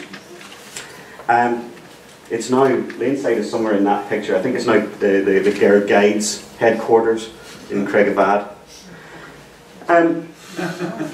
At home with the UDA. This is from the Observer in 1979. But what's interesting is that those representatives who appear at Laneside in 1974 are the very representatives who go on to lead loyalist politics in the later 1970s. This is a mainstreaming process, an attempt to get people into politics, an attempt to get that representation that the UWC represents into mainstream politics, to make politics more representative.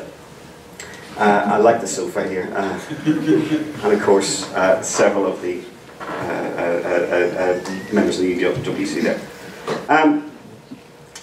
Dean Pruitt, American academic, has done a lot of work on negotiation, the use of back-channel talks in conflict situations, and he categorises theoretically he allows us to categorise theoretically what's going on at Laneside.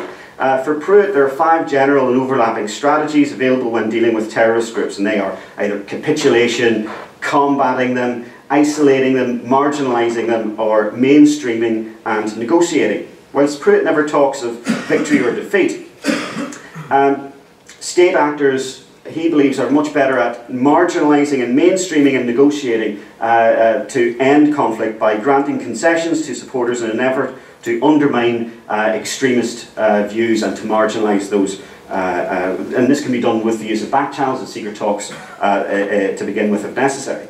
What Pruitt is talking about sounds familiar to students of the left in British history, particularly of the left in the 1970s.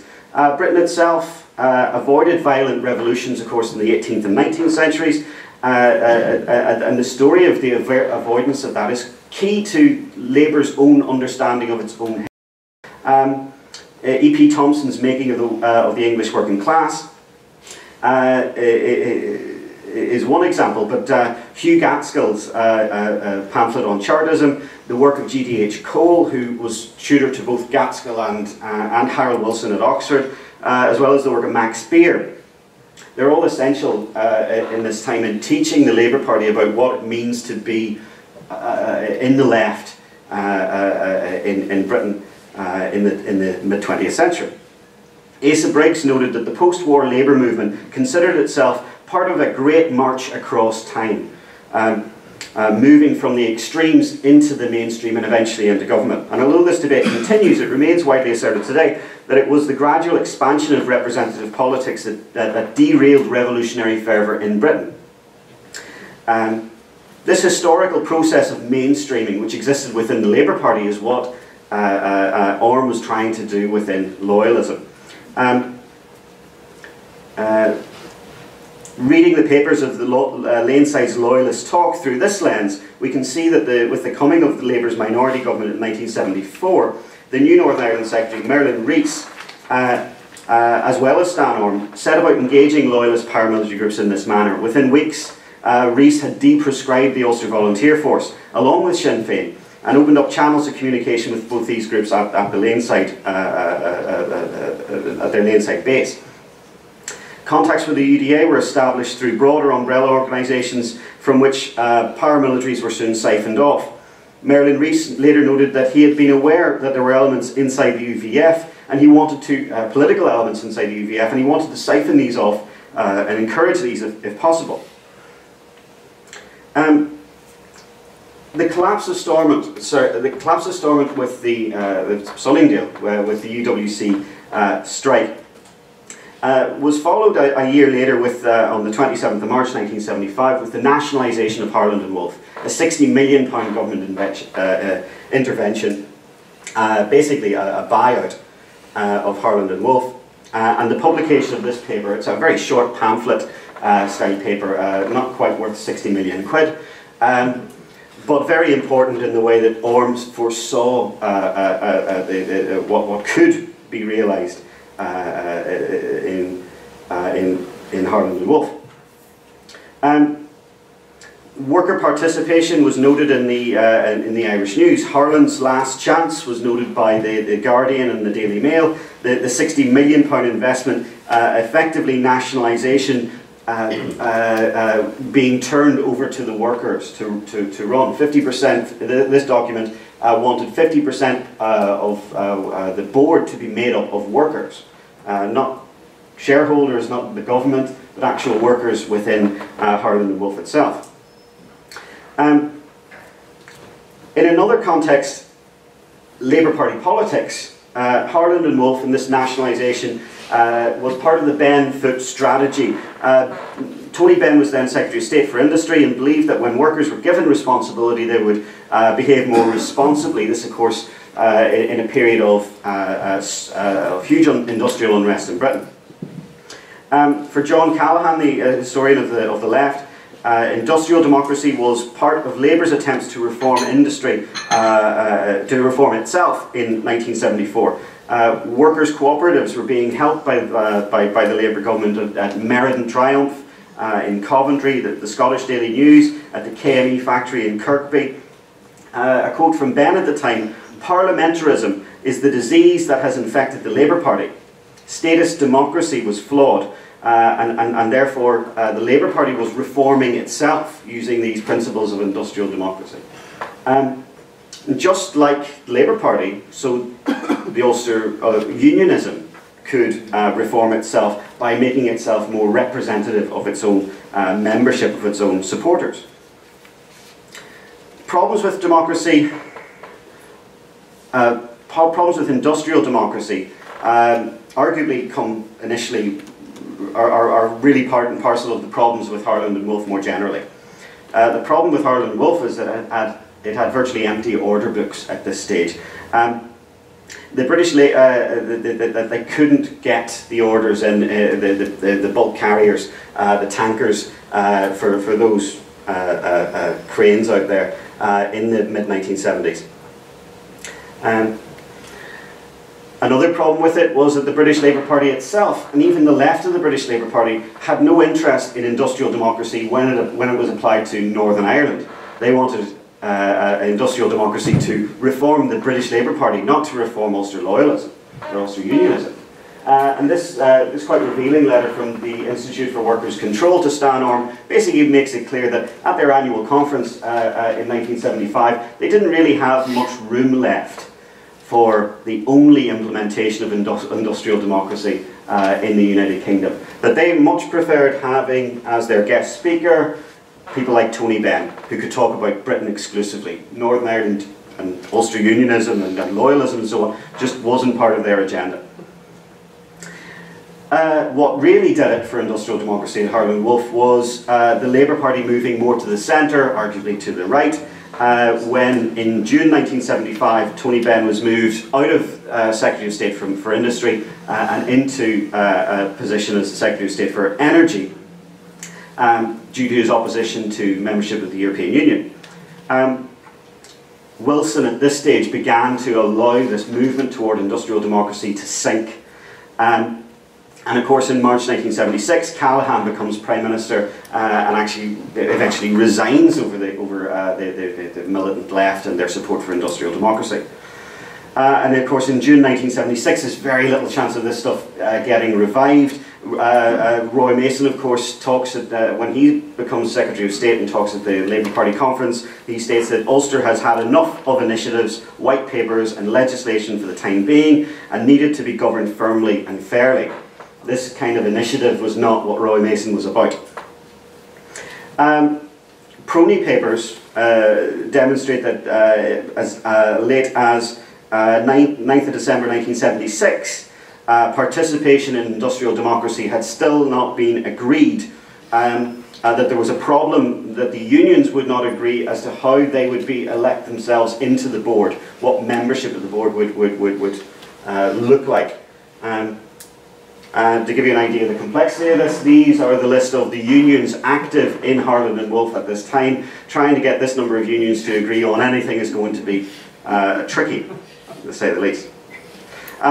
In January 1977, Alan Bullock, the historian, led a group that had been appointed by the Labour government, the Bullock Report, into industrial democracy. And they couldn't decide on how this could be implemented, what legislation would need to be passed in order to get worker participation on the boards, the management boards of companies. And this report contained a very substantial minority report in which a large number of employers demonstrated that they were opposed to rolling out industrial democracy as a policy more generally. It's not, though, that this had no effect.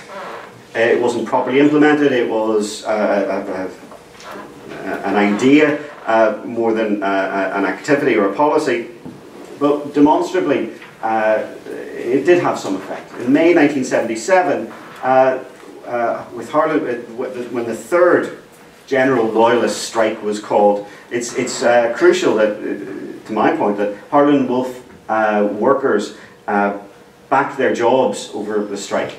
That they did not support this third loyalist strike in May 1977. The instability of the Northern Ireland economy had really begun to bite by the later 1970s. What's interesting is that the Northern Ireland economy was not hugely affected by the Troubles in its initial years, and it really takes the 1974 strike for kind of macroeconomic figures to really take a tumble. And the empty order book, plus the announcement of a £100 million project 2 weeks before the May 1977 strike, meant that Harland and Wolff workers stayed on the government side. Despite its failure, despite its abandonment, I think industrial democracy and this widening participation agenda remains important as a road not travelled. And sometimes historians have a tendency toward this Whiggish view that what we have is the only thing we could have had. The attempt to bring into play a key demographic of Northern Ireland politics, Belfast's 10,000 shipyard workers, is evidence that a different approach to power sharing and consociationalism was on the cards. That it wasn't the only, that power sharing was not the only solution in town. And arguably this kind of thing was a genuine, if short-lived, outcome of the collapse of Sunningdale and the government's response to the success of the Ulster Workers Council Strike. Thanks very much. Sharon, for that introduction.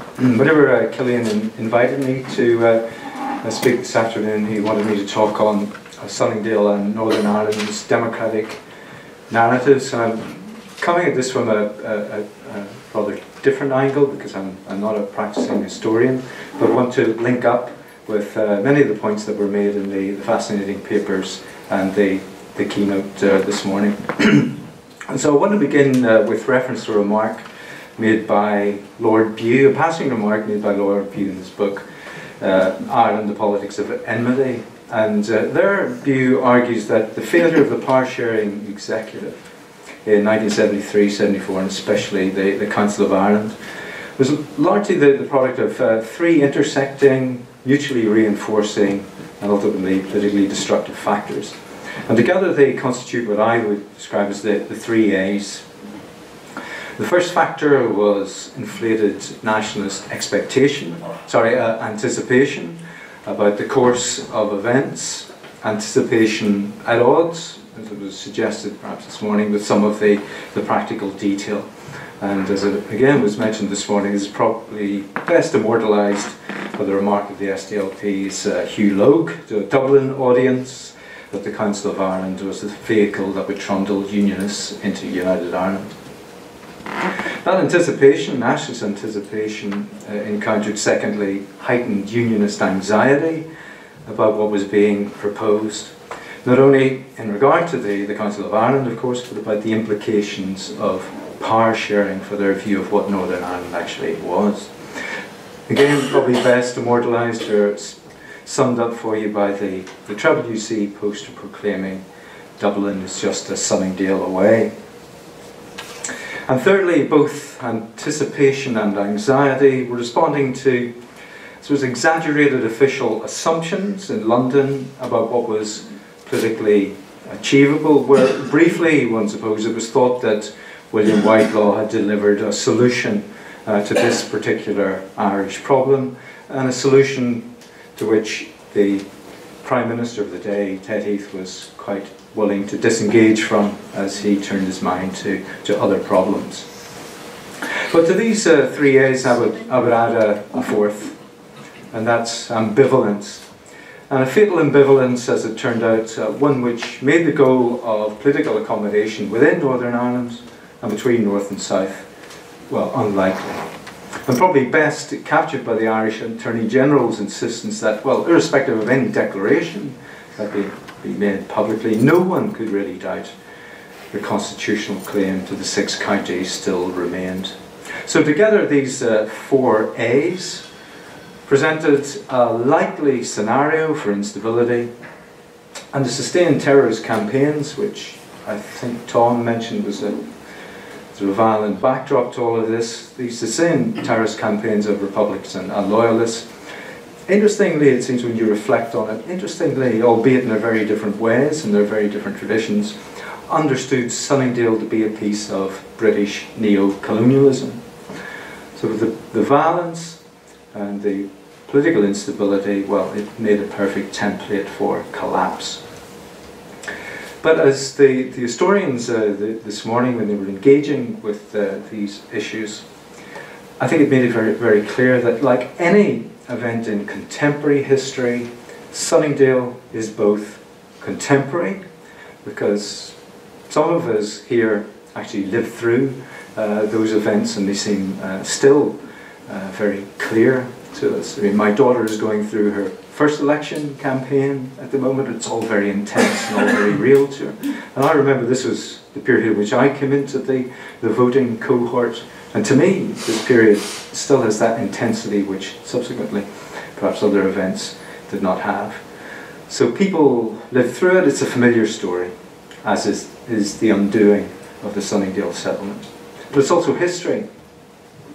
And when one reads scholarly work on that period, and even sees some of the old photographs that are flashed up about 1973, 1974, one is also struck by how unfamiliar many of those things now are. So this presents, I think, an interpretive difficulty.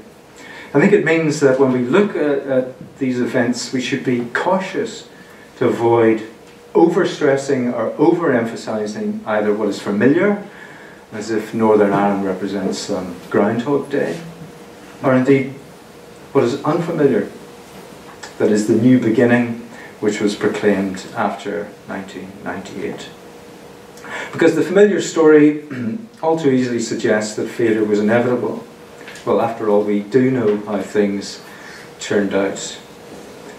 But the unfamiliar, it all too easily implies the benefit of hindsight, that people could and should have behaved differently. I mean, could people not see what was going on? Could they not anticipate what was going to happen? Surely they could have behaved more sensibly.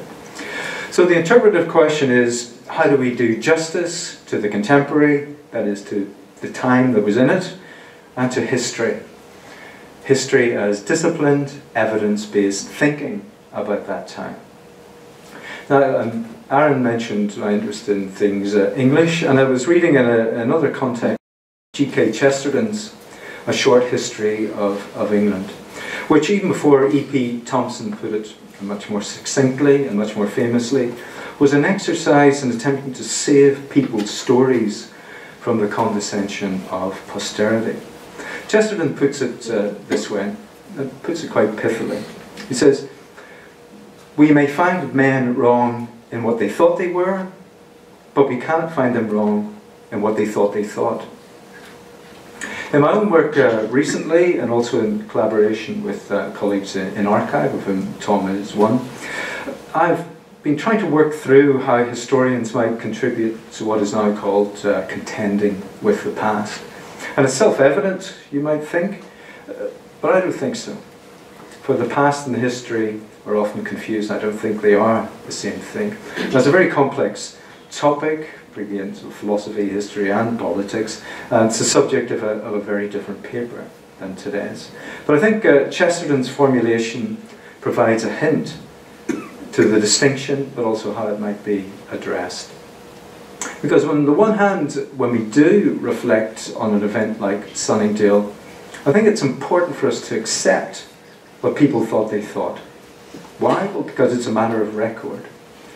And we have to try and understand as they saw it. I think this is something that Gordon was trying to make very clear in response to some of the questions. We have to understand their own anticipations, their own anxieties, their own assumptions in a period of profound ambivalence. The moment has an integrity which we should respect. And it requires respect if only because, when you think of it, those four A's characterize our own time as well. We don't know what's going to come down the line. I'm sure many people who turned out to canvass for, work for and vote for NI 21 didn't realise what was coming down the line this week either. On the other hand, though, I think what historians bring to these events is knowledge which those at the time could not know. They have a fuller perspective. For example, to get back to what Pew had to say, they have a sense that, well, official assumptions were exaggerated, that national anticipation was inflated, and that unionist anxiety was misplaced, or thought to be misplaced. At least that is what Bewes considered judgment. He didn't necessarily have to agree with it, but that's what Bewes considered judgment obliges him to believe.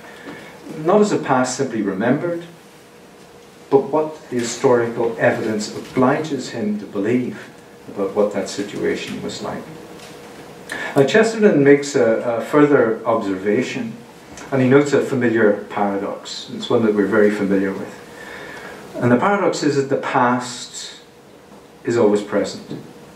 In other words, he says, what people may remember as their past may not be for the historian what the real history actually is. There's a gap there.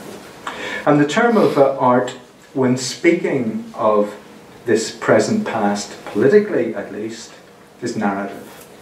And that's where I want to engage a bit more directly.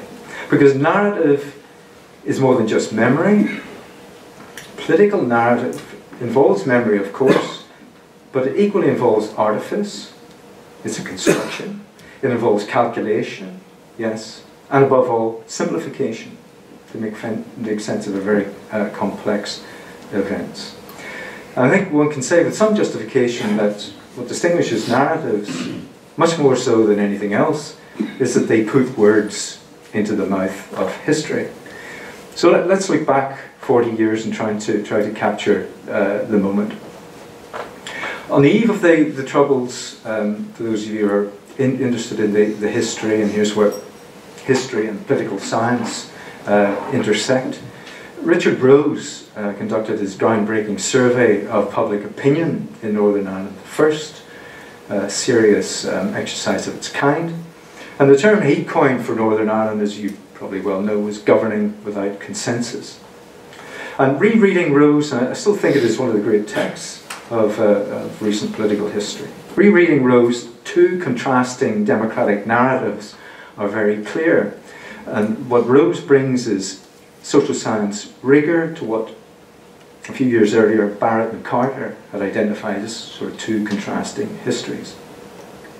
And unsurprisingly, there's a unionist narrative of democracy.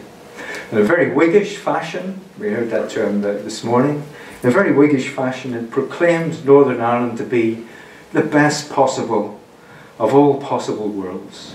And everything in it, especially majority rule, was a necessary good.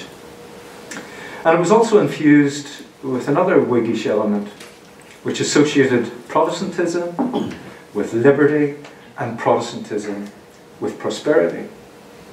Why the shipyards? It was a product of this great providential achievement. And I think it's quite interesting when the British civil servants and politicians moved in after 1972, that providentialism remains an embarrassing echo of what was a British general 19th century faith. And when Whitehall officials and Westminster politicians had to deal with Northern Ireland after direct rule, it was an embarrassing echo, I think, of their own history. And modifying that narrative, modifying that historical narrative, involves significant risks for unionists who wish to do it, for government officials who wish to push them down that direction. A modification of that narrative involves significant risks because compromise was associated with subversion, and moreover, resistance to subversive compromise, and the two were often confused, was rhetorically justified. And we see that in the Ulster Workers Council Strike. Secondly, what we find is the Nationalist narrative, which simply reversed the formula, proclaiming British democracy in Northern Ireland at least to be the worst of all possible worlds, and everything in it, especially majority rule, to be an unmitigated evil. And that evil could only be transformed when the Irish people was eventually united. Of course, how the nation was to be united divided nationalists and republicans right across the board. But as Claire O'Halloran, I think, pointed out in their famous history of this, there was once naivety and hypocrisy in the position, because a united Ireland, it was thought, would end divisions between Ireland and Britain, and of course the truth was such divisions centred, at least in Northern Ireland, on the very question of unity. So I think when we look back at that period, what is quite striking, given the condition, the political condition today, at least in some of its guises, is that in both these cases, these democratic narratives didn't talk with each other, they talked past one another. They weren't other-referential, they were discursively self-referential. I think it's interesting also to note too that What Rose picks up is perhaps a missing middle area where he thought consensus might be built. As he put it, Ulster people have a well-developed sense of their province's distinctiveness. And he thought this was an alternative narrative which really hadn't been given proper shape. And clearly this was the one which was thought in the institutions that were argued for in 1973 and 1974. This was an institutional space which might give voice to that alternative narrative. And we know that alternative narrative involves an imagined constituency that's somewhere out there in Northern Ireland beyond the political divisions. There exists sort of a benign consensus about its future. We find it in Lyons, NI21, and in some of the more positive statements of politicians. So if that was then, what about now, 40 years on? Well, I suggest today the past is narrated in three particular ways, some of which have been mentioned this morning, but I'm sort of refer back to them in a different way. The first is one that you're probably most familiar with, we've had it this morning, is a narrative of return. A narrative of return. The view that the institutional shape of the agreement in 1998 was always inherent in resolving the conflict in Northern Ireland. That what was necessary to just accommodation of interests and aspirations was always obvious to right-thinking people. So 1998 was Back to the Future, 1973, 1974. Of course, it's most succinctly expressed in the saying associated with Seamus Mallon that the 1998 agreement was Sunningdale for slow learners. In other words, the meaning of all subsequent initiatives to 1973-74 was to return to where it all began and to understand its necessity as for the first time. If you think that's just the Mallon line, well, Danny Kennedy, deputy leader of the Ulster Unionist Party, said this. He said, if Sunningdale had not been wrecked by Paisley and company, constitutional nationalism would have been the order of the day, rather than the violent republicanism that wrecked so many lives over the troubled years. This is a narrative, in other words, of wasted years. It's a wasted years thesis. And it's a narrative that's persuasive to many unionists and nationalists and others for whom the details of the initiatives are irrelevant. What is important is the moral force of that narrative. I think Tom pointed out the differences between 98 and 74. But in this narrative, those details are irrelevant. It's the moral force of the argument which is important. That's a narrative of return. The second is a narrative of transcendence. The view that the 1998 agreement, and for the DUP, its modification in 2006 with the St Andrews Agreement, goes far beyond all previous attempts to resolve the troubles. So rather than being a return to 1974, today's institutions represents a new beginning or a settling of old accounts. Sunningdale is either registered as a failure, it went too far towards Irish unity and therefore unionists couldn't accept it, or it was a dead end of what Republicans at the time called a Northern Free State, in either way unacceptable. So what this narrative does is to fold over history, makes it sort of leap over time to argue this. For Sinn Féin, I think the narrative makes sense of its own transition from an attempt to violently overthrow the state to helping to govern it. And for unionists, especially the DUP, the narrative justifies movement from opposition to all of those things, power sharing, Council of Ireland, the rest, to participation. And it's a narrative, of course, which also has a very general appeal, not just to those who have a partisan political investment in the present, but also for those trying to make sense, again, of a very complicated past, and perhaps particularly for those who had a very inglorious part in it. And the third one, and final one, is the one, I think, which in the significance of 1973, 1974 is translated into a narrative of progress. To adopt one of Michael Oakeshott's, the English philosopher Michael Oakeshott's terms, this is history as the crow flies, sort of going direct. All of history's contradictions, inconsistencies, complications become lost to view in what is a sort of a new, weak version of Irish history. It's capacious enough to embrace the other two narratives. It gives Sunningdale its due, yes, even though it's judged to be an incomplete version of what was required. It differs from the first narrative in this because what needed to be learned was inclusiveness. And there's also the message that, well, could people not see that inclusiveness was necessary? It differs from the second in that it doesn't accept the built-in ethical escape clauses. And it's clear again why such a view is attractive to many people. It's a way when we look back over our troubled past, it's a way of making something positive out of those wasted years, suggesting that out of all that suffering came something of lasting value, especially if it means that the violence is really over. But I think what those narratives all share in common is an interpretation of the past with at least one eye, and perhaps in some cases two eyes, upon the present, which, as Herbert Butterfield taught us all those years ago, is the source of all sins and sophistry in history. In conclusion, very briefly, I suppose these are hard times for historians. The Boston College affair has provided, I think, an opportunity for some to impugn not only historians, like Lord Bew, but also historical method itself. I think they're uncomfortable at times with what history brings because they prefer their past to be these simple narratives. So simple that that great measure of knowledge in Northern Ireland, so simple that the dogs in the street will understand it. And I'd just like to finish with a recent observation. That article was mentioned by someone this morning, an article by Fintan O'Toole on the Boston College affair in the Irish Times recently. What he said is that it shows the need for historical research to be backed by the only forces that can really underwrite it: the British, Irish and Northern Irish governments. I agree. Thank you.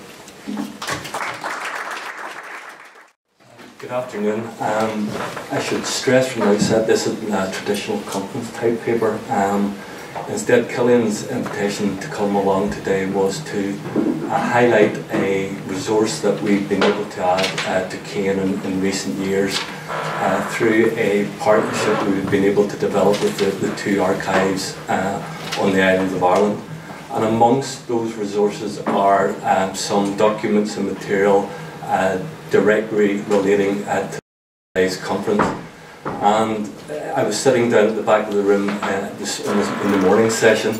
I was glad probably nobody saw me because the number of times a speaker was talking about making a point, and I could remember seeing something similar being mentioned in the archives and the files that I looked at, and in terms of some of the material we have put up on Cain.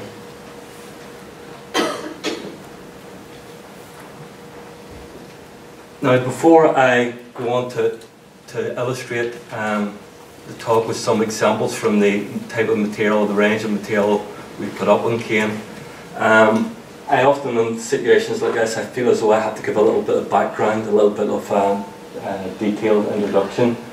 As Aaron said, for anybody in the room who is not familiar with Cain, Cain simply stands for Conflict Archive on the Internet, and it provides information and source material on the politics and troubles of Northern Ireland from 1968 to the present day.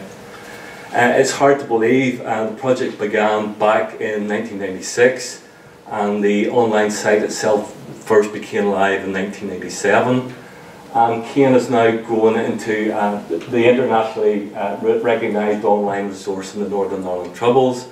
In terms of some of the web user statistics, there have been, up until last year, some 18 million visits, some 67 million page views, and last year we still were averaging 46,000 unique visitors each month to the site. And as many people in the room have used Cain, you'll find scores of citations with regards to Cain in books, journal articles, reports, theses, etc. In terms of the events of 1974, for a long period of time, in terms of the material on Cain, it was covered in a number of, if you like, traditional ways. You could find information in terms of some of the bibliographies, the key chronologies, various databases, key events, and extracts and full copies of government reports and legislations, and also chapters from books. And this is just examples, some of the URLs, some of the links that you, if you type in, you would find material on.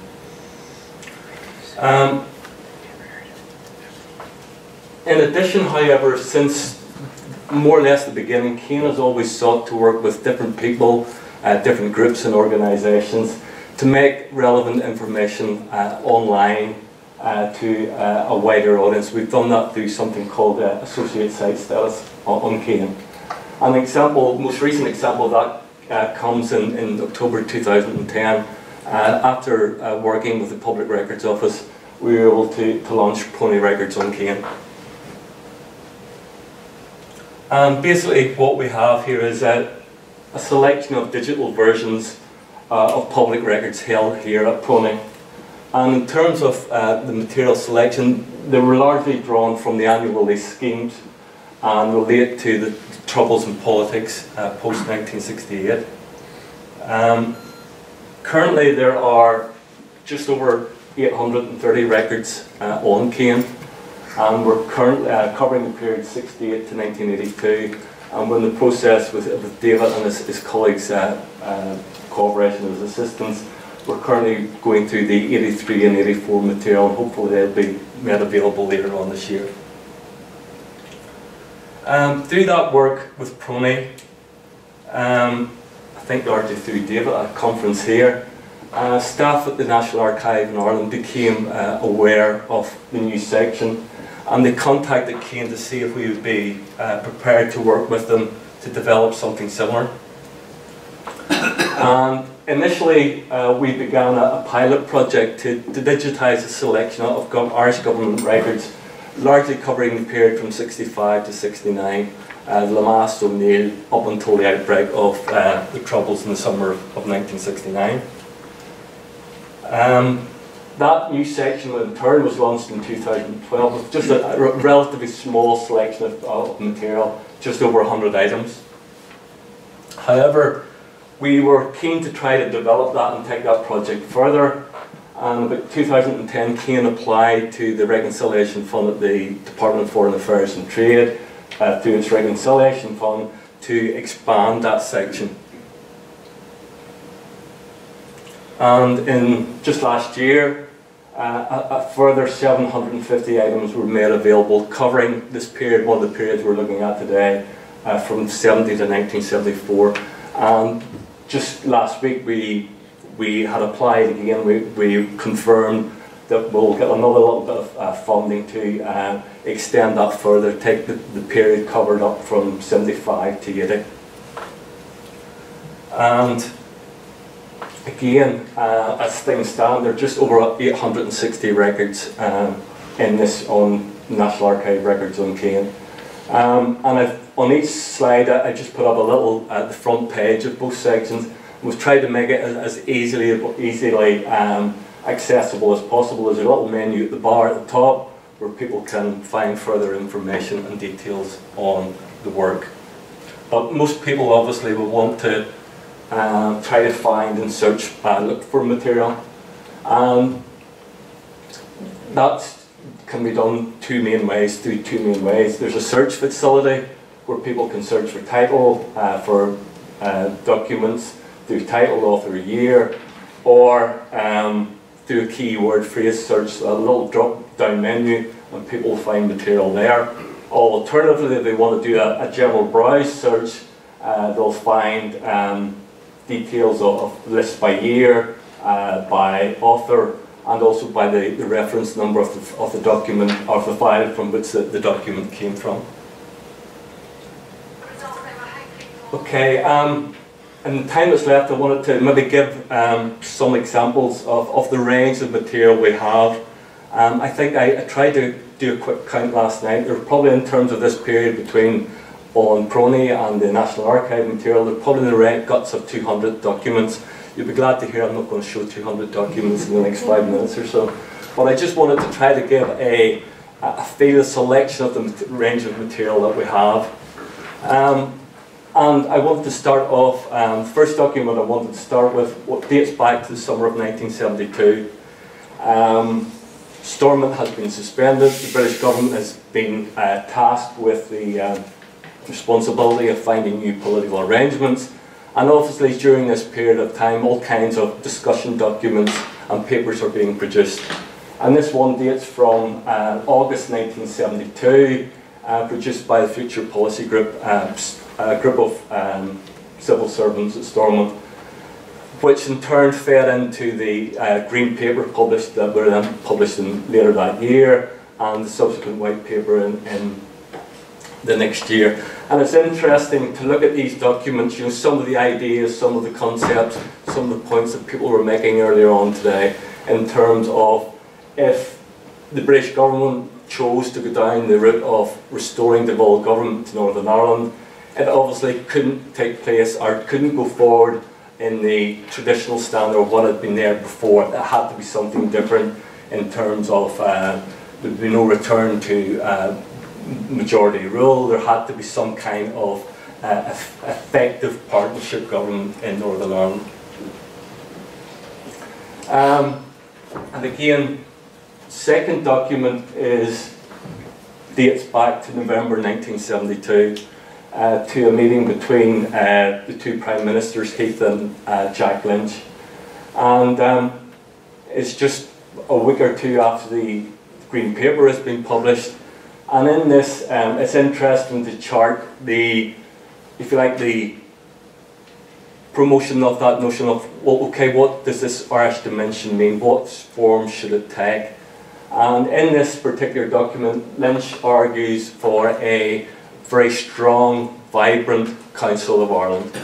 And he, if you get a chance to look at this particular document, he's in here straight away urging Heath that he's prepared to start these talks and negotiations right now. Heath's a bit more standoffish and say, let's just pull back here, prepared to let officials begin the process of talking through this whole issue of a Council of Ireland, of an Irish dimension. And there's probably as people in the room who have looked at the archives in Dublin this particular period of time, you know, that process very much takes off at the end of 72 and into 73.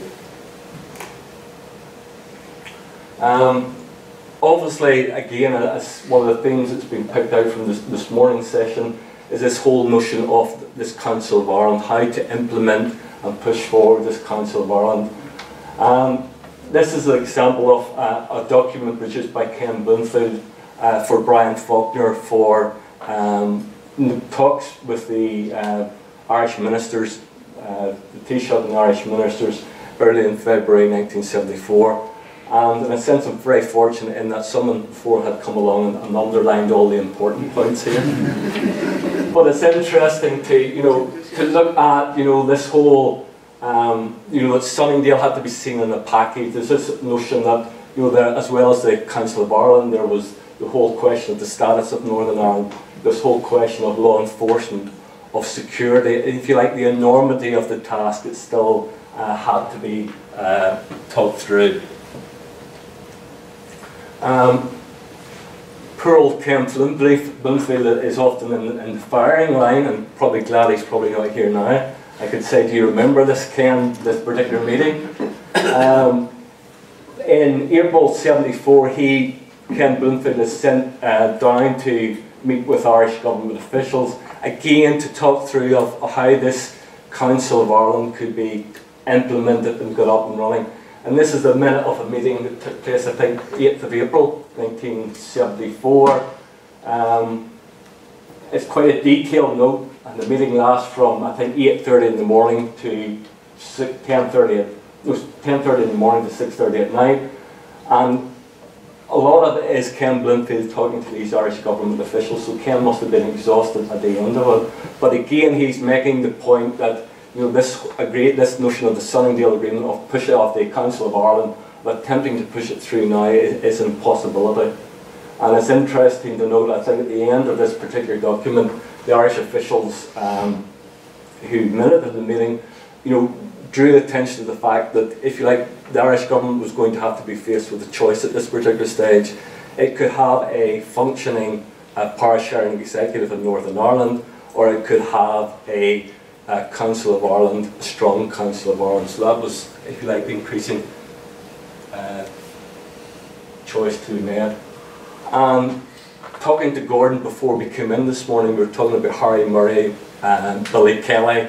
They, in terms of on the eve of the calling of the strike, this document dates back to, again, someone's very interesting, very nice, put the date on for us, 13th of May 1974. And it's a transcript of a TV interview that particularly Harry Murray gave, first of all, to the BBC news programme. I'm old enough to remember this, I'm sure everybody else in the room seen around 6, but also the UTV equivalent of the time. Arthur might be able to remind me of what that was. What was it? I can't remember. Tea Time with Tommy. But again,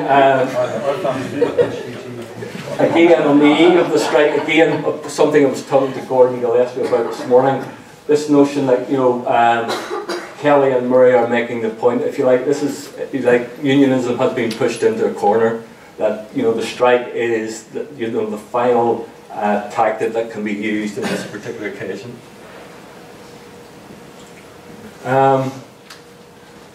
Moving towards the end, a couple of documents.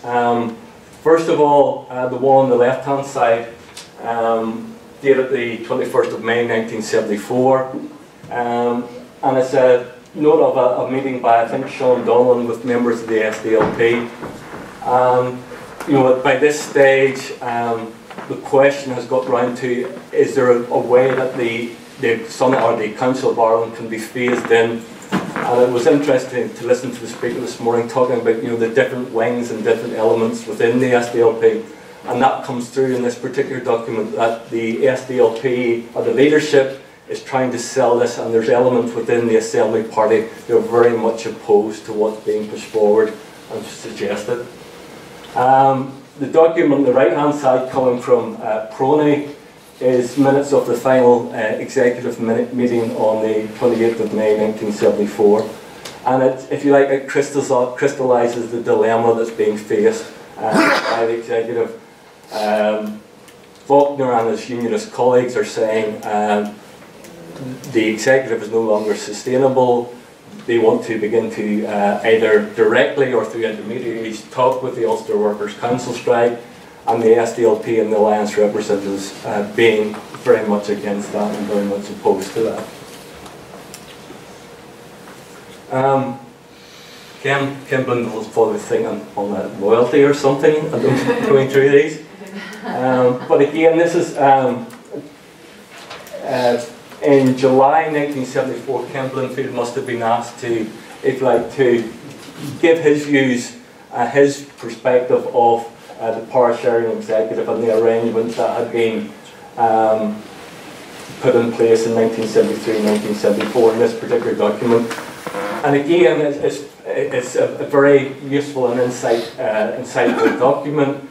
And one of the things that always strikes me about this particular document is Ken makes the criticism that, if you like, many of the posts that had been created in the executive at this time, if you like, were nothing jobs. They were, you know, created more or less to give people a job. And the prime example of that would have been the role of Jerry Fitt, and the difficulty that Ken Bloomfield and Brian Faulkner basically had in giving something meaningful to do. To finish off, I just picked a couple of documents from the National Archive from Dublin, and again, picking up on some of the points that were made this morning. The one on the left-hand side is a policy document, a briefing again, talking about the position of the Irish government finds itself. I think this is from September 1974, in terms of its position with Northern nationalism.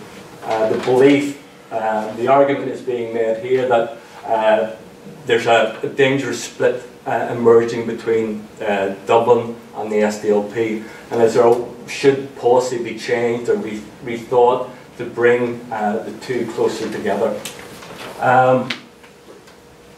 Clear opposition comes to that such a suggestion through various documents produced by Conor Cruise O'Brien. And this document on the right hand side, again, is maybe not very clear. It's a memo produced by Conor in, I think, December 1974 on the Irish dimension. And during this, he's making the point that the Dublin government shouldn't try to be aligning itself too closely with the SDLP, and also making the point that, if you like, any future settlement, and his argument would be that the most important thing is to get a power sharing executive up and running, and then you perhaps can talk about what form or what shape an Irish dimension should take. I don't know how I'm doing for time, so I'll try to finish by making just some quick reflections.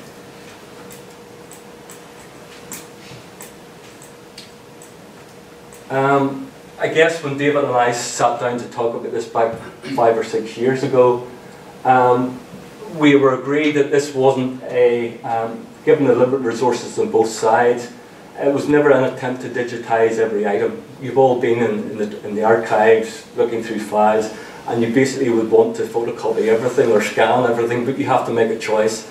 And we agreed that that was the approach we would try to take.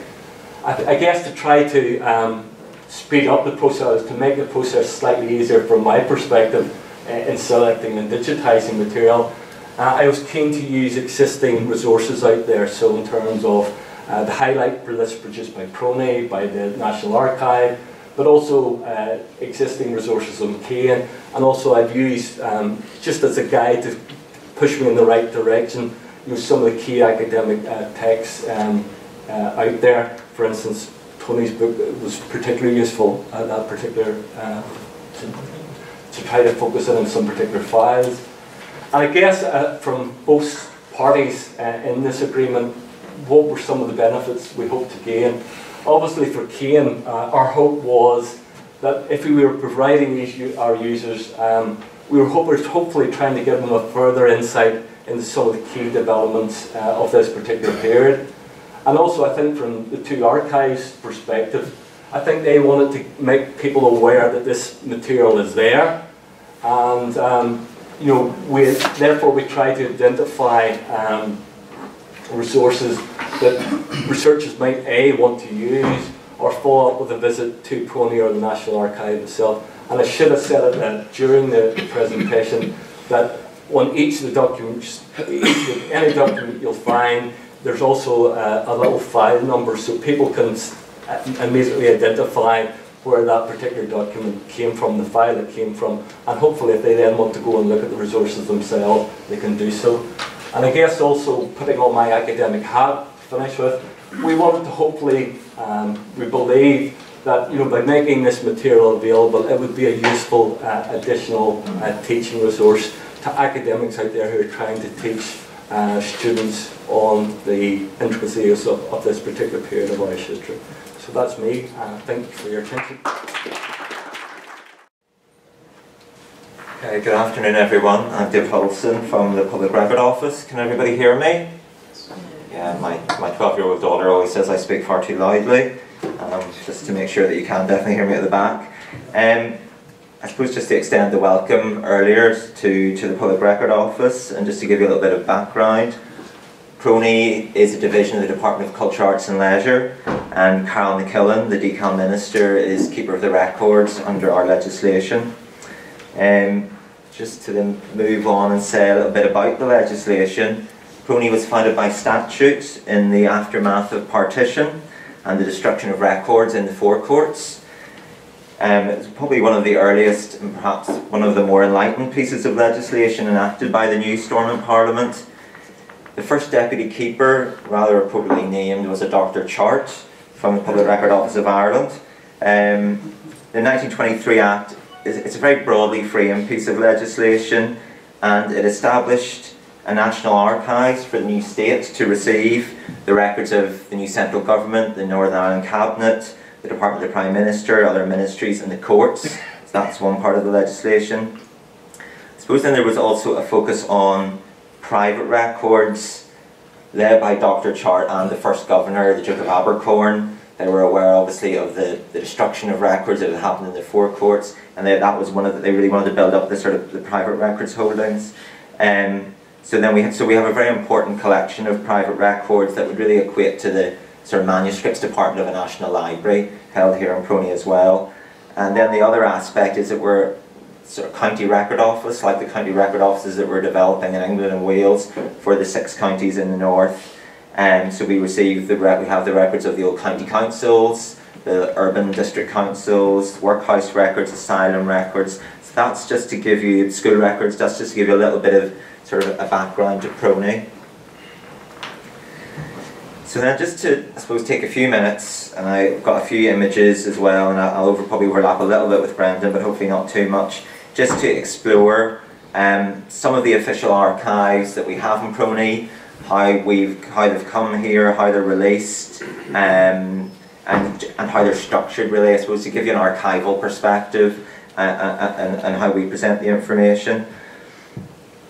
And I suppose just a couple of little things by background. We do hold some papers on the inter-party talks, and I'm going to show you some from the sort of tripartite talks, but a lot more of that material would be in the National Archives, as Brendan has mentioned, and both in London and in Dublin. You'll see more of the governmental perspective in those files. So the annual release, you'll probably be aware of it. We've got a few press cuttings up from some of the earlier releases that related to Sunningdale in 1974. It was introduced in 1976 by Merlin Rees, the then Secretary of State. There had been a 50-year within operation.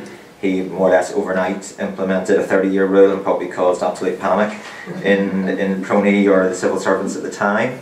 And that brought Northern Ireland then into line with the rest of Great Britain. So the 30-year rule has really encompassed the records of central government and the Northern Ireland departments. And I suppose from 21 to 72, the structure of government changed very minimally, really, over that 50-year period. And that was really that, you know, and those files obviously have been released. Some of them are available, or some examples are available from PRONI on Keane. Then with the introduction of direct rule, there was quite a few changes, obviously, in the whole administrative arrangements, and I'll come back on to those. And then with the establishment of the executive, there were further changes as well, and we'll come on to those in a bit more detail. But those changes are reflected in the archives, how we structure the records, how they're catalogued, and obviously as archivists we're trying to reflect that in what we're doing. So firstly, some of the official records, and I suppose maybe just to explain, government files, for those of you who know them and have used them, they're not open and closed on an annual basis. There'll be files from the executive. It could be a file that was opened before the executive was created. There'll be a file from 1972 or 1973, and a file can run on for 4 or 5 years. So it would be actually, a file could close in 1975, 76. So it's just, I suppose when you're coming in to do research, just to be aware that it's not sort of, you'll find all executive records in 1974, you'll actually get them in a whole range of files. And the annual release is structured by the date of the last paper. So if the paper dates from 1976, it could go back to 1970, the file could go back to 1973, you'll get some executive records potentially appearing on those files. So just to highlight then a couple of what really are some of the key classes, the Office of the Executive, and we've got a small display on Garth from Public Services put on a display just over at the side there. He's going to sort of look after them while they're on display. So, and you'll be able to see a selection of some of the things I'm going to highlight. But the executive minutes, there's 32 files of the executive minutes from the 31st of December to the 28th of May. They comprise the minutes of the meetings, and then there's 93 executive memorandums, as they call them, that cover various policy and legislative issues. And the executive met weekly, sometimes twice weekly, and then once the Ulster Workers Council Strike was up and running, it was meeting almost on a daily basis then. And aside from the minutes, there's also a range of about 35 sort of policy files. A lot of them look at social and economic planning, and a lot of obviously civil servants briefings for meetings with the ministers, with the Secretary of State, with the Irish government. The other class that I'll highlight is Central Secretariat. It was set up with the introduction of direct rule. It was to support the Secretary of State in the Northern Ireland office, ministers, and it was based in Belfast, and it was staffed by both NICS, Northern Ireland Civil Servants, and Northern Ireland Office Civil Servants. And I think it's one of the key classes really for this period, because of its coordinating role. It provided a lot of the briefings, analysis. It was a major channel of communication with the NIO in Belfast and the NIO in London. So you'll get a lot of really key documents coming through in those types of records. And their notes of meetings are very extensive. And I'll show you an example just when we come on a little bit further. Another group is the Policy Coordinating Committee. That was the fortnightly meeting of the Northern Ireland Permanent Secretaries, and it was chaired by the head of the Civil Service. They coordinated, I suppose, sort of across departments. They discussed a range of issues, and a couple of examples from '74 is they were talking about the Grand Opera House in Belfast, and another one was, to quote, alienation of young persons was one of the issues that was under consideration. And you'll get a range of examples coming across the various departmental classes. There was the new Department of Housing, Local Government and Planning set up as part of the Power Sharing Executive, and there you'll find papers about the provision of housing for Catholics during the emergency, and then the decision to abandon plans for integrated housing estates. They moved away from that. There's a Department of Commerce file, John Hume's department, and it's on the Council of Ireland in Trade Promotion in 1974. And equally there's NIO files on the Police Authority, and there's a range of examples that will be within particular departments. Brendan mentioned a Future Policy Group, and that was set up after the implementation of direct rule. I suppose it was a part of the Cabinet Secretariat, even though you no longer had a cabinet, but they still used that term. It was chaired by Sir Harold Black, and it comprised the Northern Ireland Permanent Secretaries and NIO officials to examine, I suppose, yes, all the proposals. How are we going to take the issues, the problems, what are the potential options, and you'll see a lot, there's a lot of papers in amongst that Future Policy Group. And then another one I just want to mention is the Department of Community Relations. Fairly short-lived department. Sometimes I think it's maybe a bit overlooked, but I actually think there's a lot of important documents, and it's potentially a good research resource. It contains a lot of details obviously about community relations, but particularly the work of community groups. It says what's happening on community levels. It has reports from different community groups. And I suppose it's some of this information that you may not get elsewhere, may not be captured anywhere else, because I suppose they were printed maybe for a particular purpose. They may have survived, but they're more ephemeral. But you will get some of that amongst the Department of Community Relations. And an example would be there's a document or report called History of the Crisis about the UWC strike, and it's by the Coordinating Committee of Community Groups in the Alliance, Ardoyne and Old Park, and it's just, I suppose it's a report really of what happened in those different communities. So that's just a little overview, and I'm going to get on to some examples. I suppose some of the themes obviously that you would expect to see coming through a lot of the departmental files are about the Executive's relations with the Secretary of State, with the Taoiseach, with the Irish and British governments. But certainly I'm struck by the sense of that, they want to get on, they want to govern as a voluntary coalition. The approach certainly of the civil servants is very much this is business as normal. They seem to take it in their stride, that even though these are very new and different arrangements, that this is, they're supportive and they're wanting to take it forward. Obviously the strike starts to appear in a lot of the departmental files, particularly where it relates to the delivery of services. And that, you'll see that in quite a number of instances. I've mentioned sort of community insights that you get on the community relations files. And another term that we would use, or it was actually coined by a former director, was informality of administration. A lot, compared to maybe some of the records in the National Archives in London or in Dublin, you get, I suppose, maybe more informal details coming through at a more local level in some of the files that we have in Belfast. So you get sort of more of an interaction between citizens at varying levels and with the state, and you'll see some of the examples. Now, just to sort of do a little, I suppose, a quick survey. We've already mentioned Ken Bloomfield. This is another paper by Ken Bloomfield. It's from June 1973. It's from, actually, can I read the reference? It's from Kane. It's from actually the Future Policy Group. And I suppose it's about the working of the executive, working of an executive, or working of the executive. You'll see it's sort of saying the overriding objectives: to work for the earliest possible end to violence, to accomplish the reconstruction, physical, economic and social, of what has been damaged or destroyed, to progress economic and social advances. And I suppose it's an early attempt to say, you know, what the executive would be doing, what it would be covering, what its responsibilities would be. And then this is one of the sort of the inter-party notes from November 1973. You see all the different parties are represented, the party leaders are there, a whole raft of civil servants who would have been preparing this minute. And it covers a range of issues.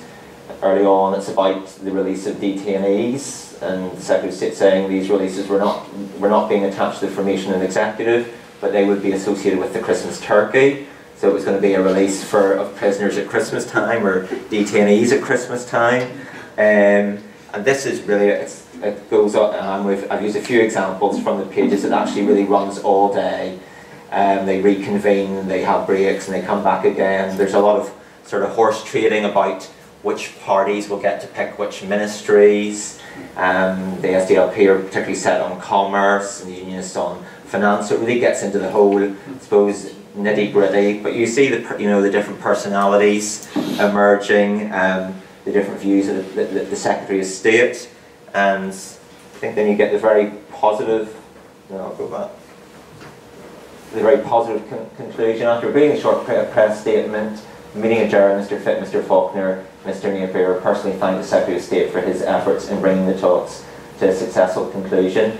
And I know it was talked about sort of the relationships, and I think that does start to certainly come through from the files. And this is back in November, and then as the executive progresses.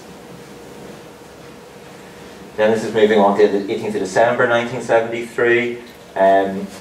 It's a meeting between Brian Faulkner and the Secretary of State. And again, it's sort of setting out some of his concerns, saying about that the SDLP must call to an end the sort of civil disobedience about the rent and rate strike, and that Brian Faulkner particularly wants to be the main conduit with the Secretary of State, that all communication should really pass through him, and then he would sort of relate that to the executive.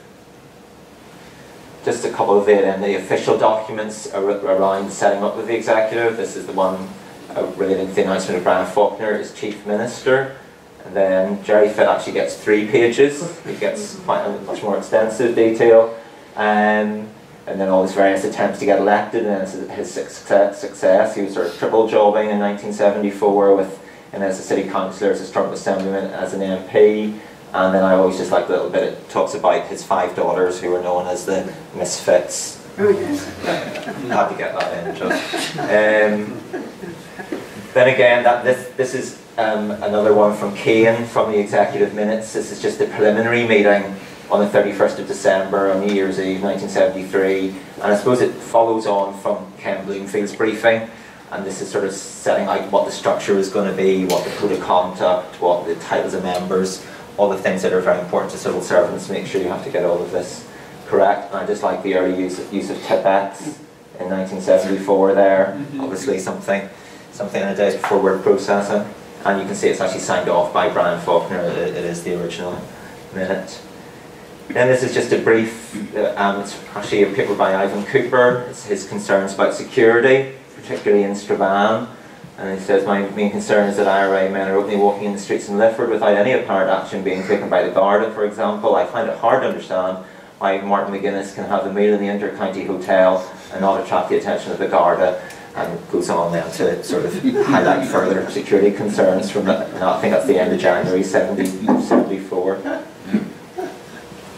This is, I'm going to run through these very quickly. This is a run of reports from the Department of Community Relations, the civil reps, or the community relations reps. And they were attached to Northern Ireland, sort of divided up into different districts, and they were attached to these different districts. And you hopefully you can see a little bit, and I do have the originals if anybody's wanting, or not the originals, but copies of the originals. It gives you some detail about what's going on in the different areas. It'll talk about the different sort of paramilitary groupings or the different views, and it just gives you, I suppose, more of a sense of what's happening within particular communities, in particular estates. It's more of a grassroots, or their assessment of what's happening in the grassroots. So that's the start of the strike, and you can see there's been strong resentment in West Belfast of the effects of the strike, although there's been some stockpiling. Adverse effects on the base community have been cushioned by stockpiling staples by the UDA and the free issue to pensioners of milk and bread. So it's sort of the early days of the strike. There's then sort of further reports as they progress through the strike, and you just get a sense of, I suppose, what's happening on the ground and what the sort of local views are. And this is a document taken from, it's again from Key, and it's from an Office of the Executive file, and it's one of the Ulster Workers Council press statements. This is really the ending of the strike. It's comments on like the need to end internment without trial, and it runs for several pages, and it tells you when everything's going to, I suppose, go back to normal, when the power stations are going to come on, when all the different services are going to start to come back up again. That's just then an overview that the Department of Community Relations prepared about the strike as they reflect back. They say they're particularly worried about how ineffective government communication was. The most effective information services were supplied by BBC Radio 4, the Army, the agents of Republican and Loyalist paramilitary organisations, and they felt that the UWC leaders were some of the most confident performers, really, and they came off much better than the officials.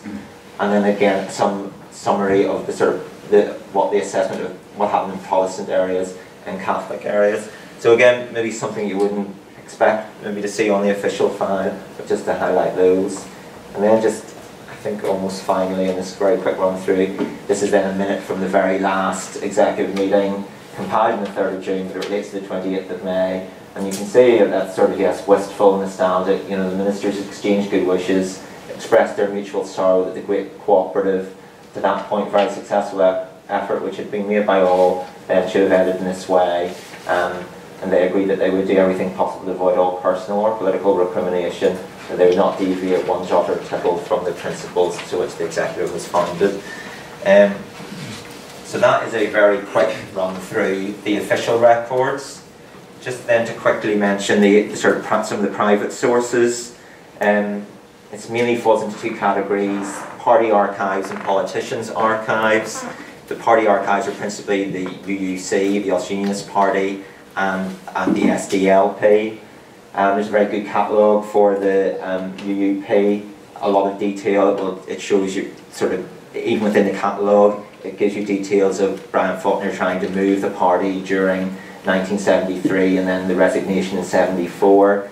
And equally the SDLP, it's structured to reflect the organisation of the party. Just to note that both of the archives are closed for general access. You have to make a request in writing to actually, to get access to the papers.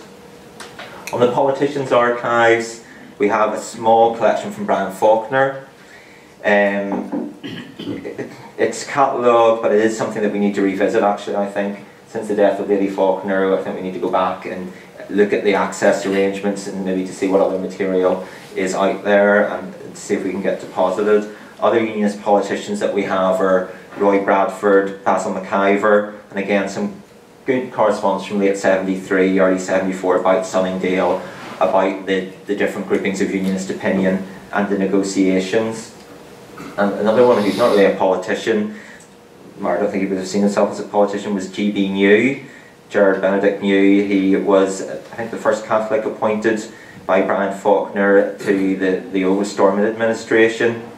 He's a very voluminous correspondent. He seemed to know everybody, wrote to everybody, writes a lot of letters to Brian Faulkner. supporting him in his endeavours for power sharing. And in one of the letters in April '74, he refers to Ian Paisley as an evil genius, which sort of makes him sound like some sort of comic character. He also writes to Liam Cosgrave and a host of other prominent figures, and the GB newspapers are mainly open, and much of the political stuff is open, so again, worth sort of having a quick check.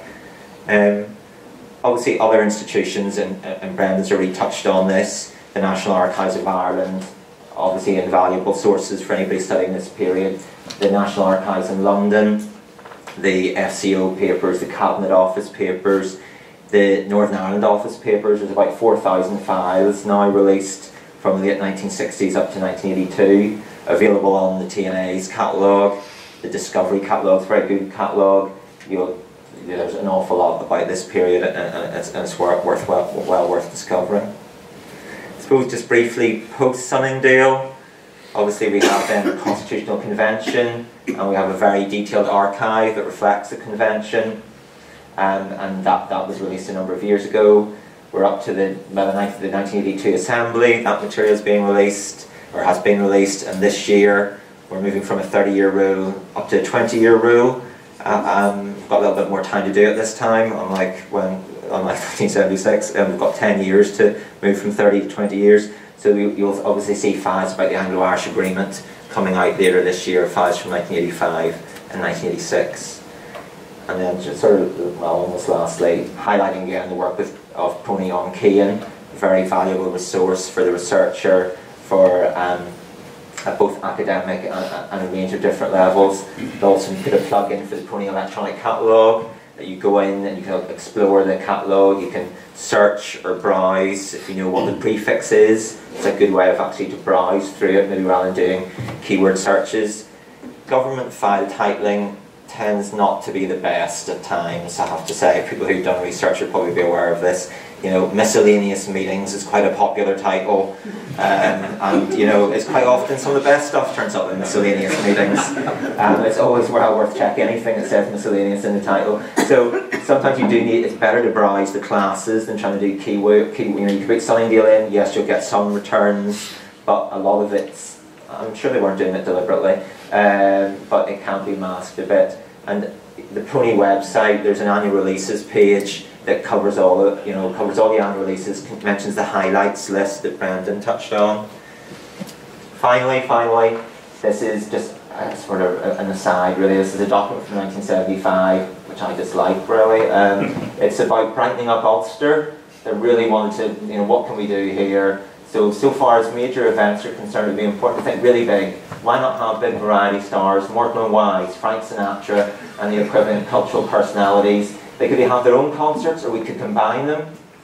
And it would be a great attempt to boost Ulster, particularly if they did it for free, which I thought was nice. And 30 years before Mulholland, where could they be held? Why not? Subject to all obvious difficulties on the lawns of Stormont, which I thought was quite innovative. None of it actually came off, but I thought it was a good idea. And thank you very much for your attention. Sorry to have to sort of rush through. Thank you.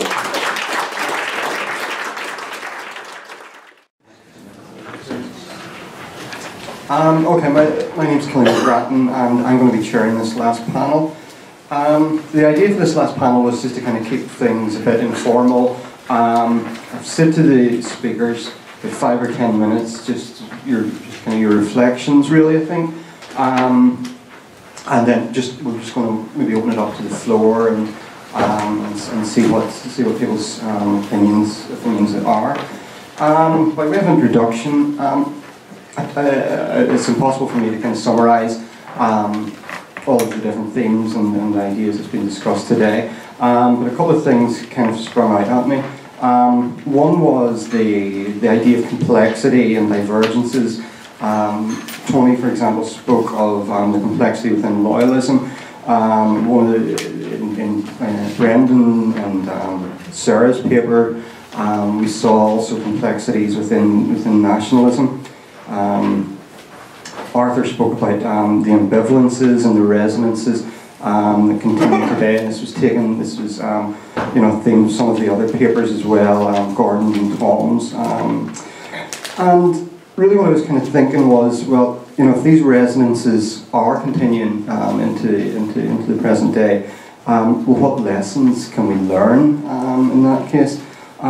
So I don't want to be predictive or prescriptive of what the panelists are going to say, but really that was kind of my kind of thoughts on it. What can we take forward if these historical problems are continuing to manifest themselves in various ways?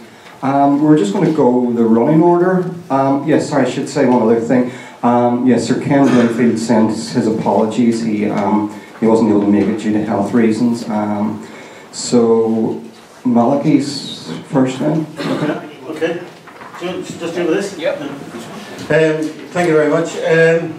And commiserations to Ken. I was hoping to hide behind him and get a feel for the way things are going. But okay, you're saying 5 to 10 minutes. One of the things that's hard for me to get my head around, and was always hard for me to get my head around in terms of loyalism and politics, was that these were people who, if anyone was going to kill me in Belfast during the active years of the Troubles, it was more likely to be one of them. And therefore I cannot speak of them without having visceral feelings as well as rational thoughts about them. And therefore it was really strange and difficult, for instance, during the political evolution of the peace process, to meet loyalists as a journalist, for instance, who would interview them and sometimes find them the most engaging, affable and thoughtful and intelligent people, or at least, if not thoughtful and intelligent, good-humoured.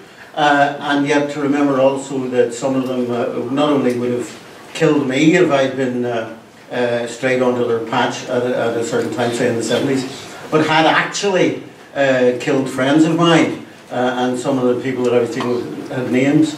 So what the Ulster Workers Council Strike showed to people within the Nationalist Catholic Irish community, I suppose whatever you call it, was that there was a spectrum within loyalism, from the sadistic killer to the thoughtful politico, through the trade unionist type and whatever, but that it was a spectrum that was it should have been reasonably familiar to them from their own experience and their own understanding of the paramilitaries within their own communities.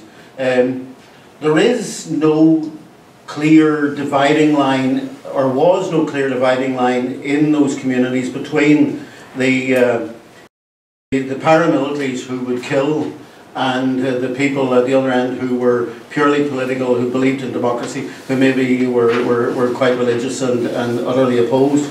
And instead there was some kind of moving boundary between, several boundaries I suppose, between your actual hard people and your sneaking regarders and the occasional apologists and those with complete aversion to them, which is pretty much where I would have counted myself most of the time as well.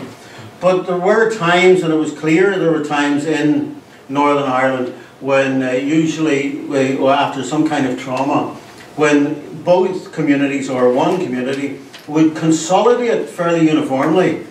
And I mean, we can think back to, for instance, Drumcree in 1996, when had you spoken to any Protestant unionist person of any persuasion anywhere in Northern Ireland and said, what is the solution to the deadlock on the Garvaghey Road, they would have given you the answer, let them just walk down the bloody road and get it over with. And if you'd spoken to the most reasonable Catholic, the Bishop, SDLP, anybody, the most accommodating, rational, liberal nationalist, they would have said, why don't they just go away and stop? The divide was precise and the opinion was solid on either side of the line. And that happens. And that happened in the Ulster Workers Council Strike. The Ulster Workers Council Strike was one of those moments when the spectrum became of one colour throughout, without necessarily speculating whether that was closer to white or black. It was pretty black, if you ask me. But what it showed was that the spectrum became uniform. It homogenised under crisis, under trauma. And that has happened. That happened in August 1969. It happened after internment in 71. It happened in 74 around the Workers' Council Strike. It pretty close to happened in 81 around the hunger strikes, and it happened in '96 around Drumcree. And I suppose one of the lessons of experience is that we should, at least, whatever we do, be aware that this does happen under stress within our communities and in this place, and that is the most dangerous thing that can happen. What is interesting, though, is that what happened in nationalism was that nationalism absorbed its paramilitaries in a way. What you find, when the paramilitaries evolve politically, they then seek to be acceptable or to appeal to the wide range of the whole community, and what they discover within that is that the centre of gravity within these communities, as you can talk about, finds violence abhorrent and is fairly politically conservative, and wants life to go on in society, to thrive and to be able to go to work and things to function. And what happened in '74 that might have happened and didn't is that the Loyalists did not achieve the transformation or the transition from street activism and murder to political evolution of political thinking. And it might have happened. There was a possibility it would happen. There had already been, even by then, within nationalism, there had been overtures by the SDLP to the IRA, and it had achieved the ceasefire of 1972, and it was close to achieving another ceasefire by the end of 1974 as well. So there was a sense of an organic connectedness between the ends of the spectrum within the community, if you like, much as people at one end would detest those people at the other end of it. What loyalism is faced with now is the same thing that it was faced in then. And Glenn Barr described this really wonderfully at a conference on Monday at Queen's. He said he was sitting in Stormont, in the gallery at Stormont, watching a debate, and he was watching the SDLP members getting up and doing their 15 minutes without notes and sitting down and making killer points all the time. And William Craig, turned to Glenn Barr and said, you know, the British government could destroy us in a moment. And Glenn says, well, how would they do that? Well, they'd just say, form a government. And look behind you at what we've got. We wouldn't be able to do it. You know? In other words, loyalism's base, loyalism's community was politically inarticulate, was uneducated, and had no ideas. And pretty much, I would say, if you were to have gone to the Felons Club or you know, a group of provisional IRA members at that time in any kind of discussion, you would have found pretty much the same level of, the same lack of articulation and the same lack of political evolution and development. But what happened within republicanism was that eventually, by the hunger strikes, you got the determination to evolve politically, and when you get that, you get for good or ill, you can decide whether. I wouldn't vote for them myself, but you get the colonisation of the whole space, and with that you get the transition to peace. And loyalism failed to do that. Loyalism didn't even make the first step towards that. And what you find today is a loyalism which is fixated on issues which do not translate outside its community into issues that anyone gives a hoot about. I mean, the flag over the City Hall, give us a break. You know, I sent an email to Willie Fraser. I says, if you had any wit, you'd be campaigning for places for Protestants in Catholic grammar schools. That's what you'd be doing. And, you know. And the other thing that loyalism needs to be aware of is how long it took within republicanism to make that political evolution, to grow within, you know, starting from electioneering first. And well, no, they were lucky enough to have someone like Jerry Adams, who'd got his political education on the Falls Road under Liam Macmillan, and had been involved in housing campaigns, and had been dealing with these issues even in his writings in the 70s. But the Republicans started election campaigning for real in 1981, and it's still 94, 13 years later, before Sinn Féin was really calling the shots within the Republican movement and declaring the ceasefire. So the lesson of 74 is that it was lost opportunity, and the lesson of history since is that for loyalism to evolve to a level where it really can have political significance, it's going to take an awful long time. Thank you very much.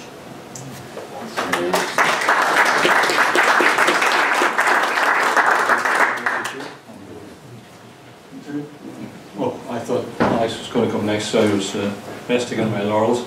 I wasn't even in Northern Ireland at the time of the workers' strike, so I feel even more of a fraud than I normally do.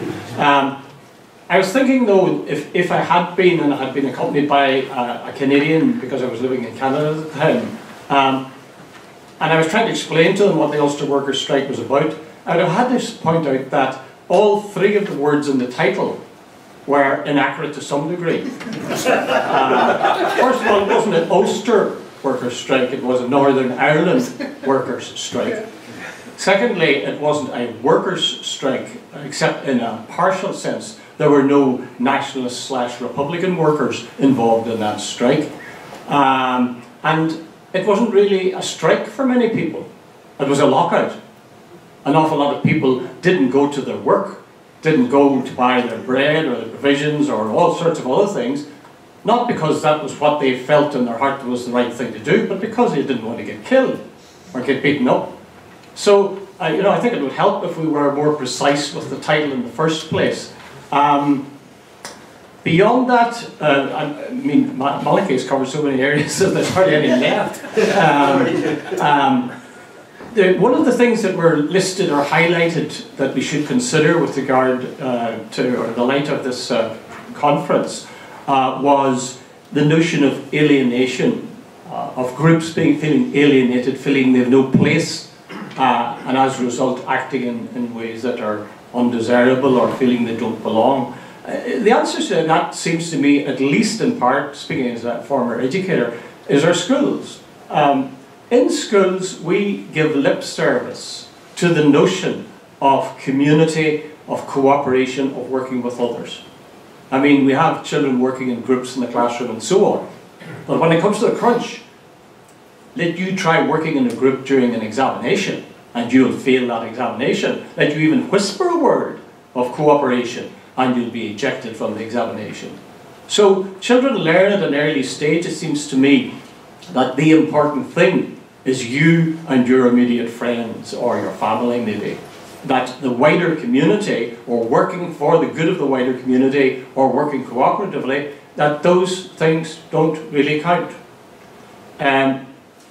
Could I also, well, the other thing that struck me was the workers, let's still call it the Ulster Workers Strike. It was an odd reversal in ways, because usually the loyalist, the unionist population, working class population, were, as people said, people who were urged to vote for a donkey with a Union Jack on his back, if necessary. And here, at the bidding of their masters, in other words, they did what was desired of them come election time. With the Ulster Workers' Strike, they didn't do that. They acted actually contrary to what their masters, their representatives in Stormont were doing. So you could say it was a victory in a way for independent thought, but in fact it wasn't. In fact, it seemed to me that the reaction of the Ulster Workers' Strike was against the notion of a Council of Ireland. Any notion that the south of Ireland might be involved in the affairs of Northern Ireland. That was the thing that rose up, created fury in their breasts. But that was implanted by and used by, either directly or indirectly, their political masters or their political representatives. So it's hardly surprising that, having all their lives and over generations been told the boogeyman lies on the other side of the border and he's going to swallow you up except you keep a careful guard. It's not surprising that when somebody produces a document which says there's going to be an input from the south, they'll feel betrayed and they'll stop listening to what their political superiors are saying and take matters into their own hands. I'm not sure I have an awful lot more to say to that, really. Except that we're talking about, one of the other things people were saying was, having people's voices heard. That was one of the things we were asked to consider. What do we do about those whose voices aren't heard in our community? And one thinks immediately of the flag protesters who say that their voices aren't being heard. I think that's true. I think by and large there is a section of the loyalist, working class, unionist community that has been neglected, has been used rather than supported and helped by their representatives. The trouble is their voices aren't being heard, but when they speak, they're speaking about things that really are a diversion. You know, the flag over the City Hall really is a diversion from the poverty of their lives. What should be addressed is the poverty in which they are, rather than the question of where are their loyalties. And it seems to me amazing that there aren't more unionist politicians pointing that out. Just as with our troubles. We were talking during the break, friends of mine, we were saying most of the troubles happened to working class people. Most of the middle class people managed to avoid the impact of the troubles. And the same essentially applies now in a way. Most of us, despite the recession, managed to have not bad lives. Many of the people who are protesting about flags, and there are other people who protest. For example, Innes McCormick's group, who's protesting about housing in North Belfast, not being dealt with in terms of need, which is a scandal in my opinion, an absolute scandal. And for political reasons, it isn't being addressed. So it seems to me that it's important that we look at what people are saying when they protest, or what they are saying when they feel their voices aren't being heard.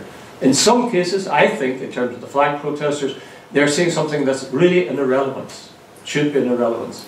And in the case of people from North Belfast who are protesting because they're living in conditions none of us would dream of living in, I think they're saying something important. But whether I agree with the flag protesters or not, or whether I agree with the people who want their voices to be heard in terms of housing, I think both should be listened to. And people should feel a stake in society, and that they're not going to be driven to the point where the only answer, as far as they can see, is to take up arms or rocks or bombs or whatever. Yeah, the last thing I will say is this. In part, the problem with the Ulster Workers Strike and Sunningdale Agreement was the notion that you were going to have an Irish dimension north of the border. I think to some extent that's still a problem. I do think that unionists must accept the fact that nearly half the population here see themselves as Irish. Now, how that's worked out, how that's expressed, is a matter for discussion. But it does seem to me dangerous even to continually deny people that sense of Irishness in terms of things, even like flags, but emblems and statues and so on.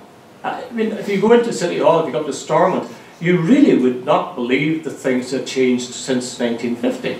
They look exactly the same. I've seen people who've never been up at Stormont before, and they go up to Nationalists now, or Republicans, and they flinch.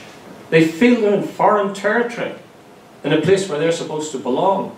So it does seem to me that unionists have got a job, just as Nationalists and Republicans have a job of making unionists feel that they are working along with them, or want to work along with them sincerely and improve this place. I think unionists have a job to convince Nationalists and Republicans that they will be given genuine respect. Their identity will receive the same attention, same respect as theirs is. Until that happens, I think we still are stuck back essentially where we were in the 1950s. Okay, thank you.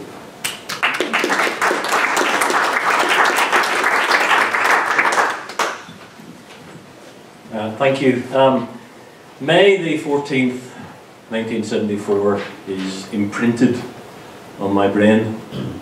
Even 40 years later, it's still there. It brings back horrible memories. I mean, it was something that was inevitable. It had been inevitable for some time, but it still came as a huge, I mean a huge shock to me. It was the day I did my first A-level.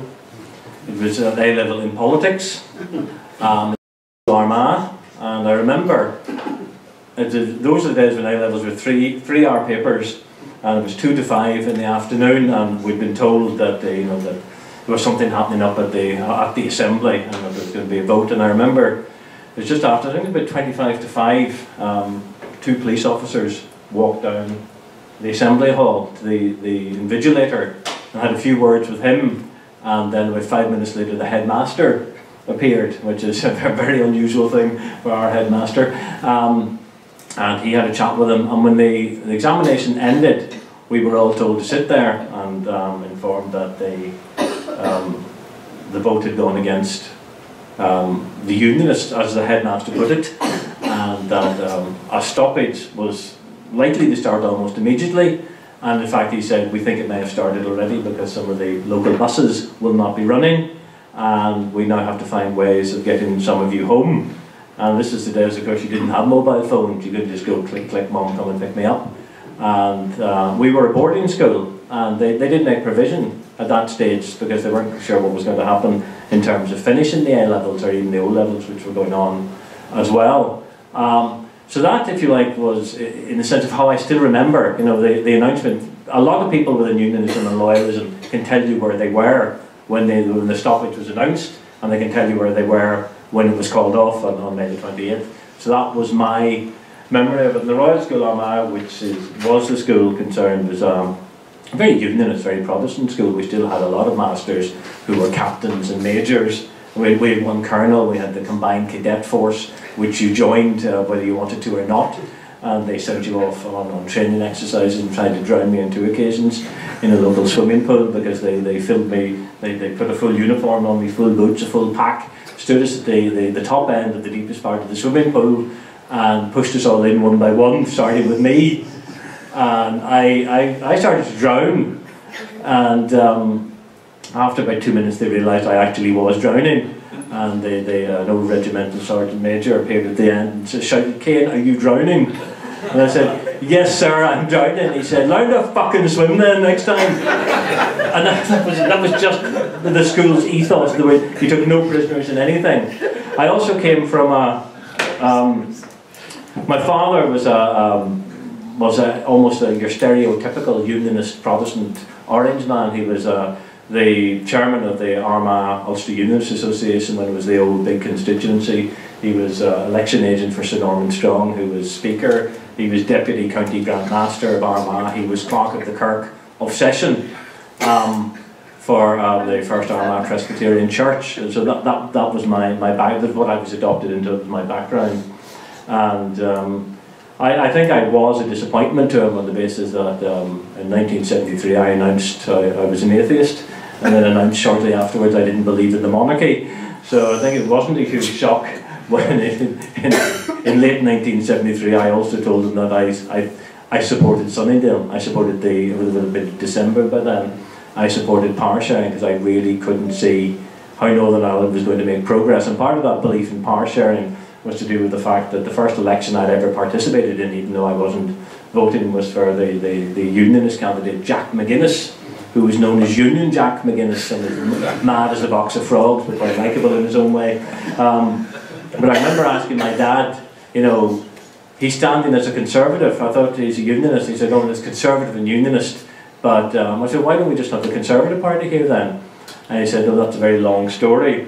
But at that moment I remember thinking, you know, if you're really part of the United Kingdom, you know, if Northern Ireland is as all his friends, and my father was very close to people like Craig and O'Neill and Faulkner, who were regular visitors to the house on many occasions, and I remember thinking, well, if unionism is about the United Kingdom, then surely what's the matter of having a Conservative Party here? What's the matter of trying to attract people, whatever their religion or whatever their background, into, you know, promote the union for its cultural, historical, you know, values, say this is why the union's important, this is why the United Kingdom's important. You know, reach out the hand of friendship to people rather than say, "Oh, I'm sorry, you're Catholic, you can't possibly be a unionist."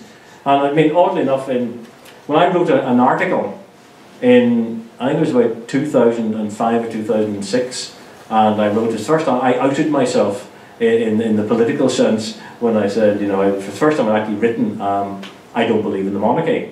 And Martin Smith, the MP, and who was the MP for South Armagh, the South Belfast Association, which I was chairman at the time, came to see me very angry and said, "How can you claim to be a unionist, Alex, when you don't believe in the monarchy and when you don't believe in God either?"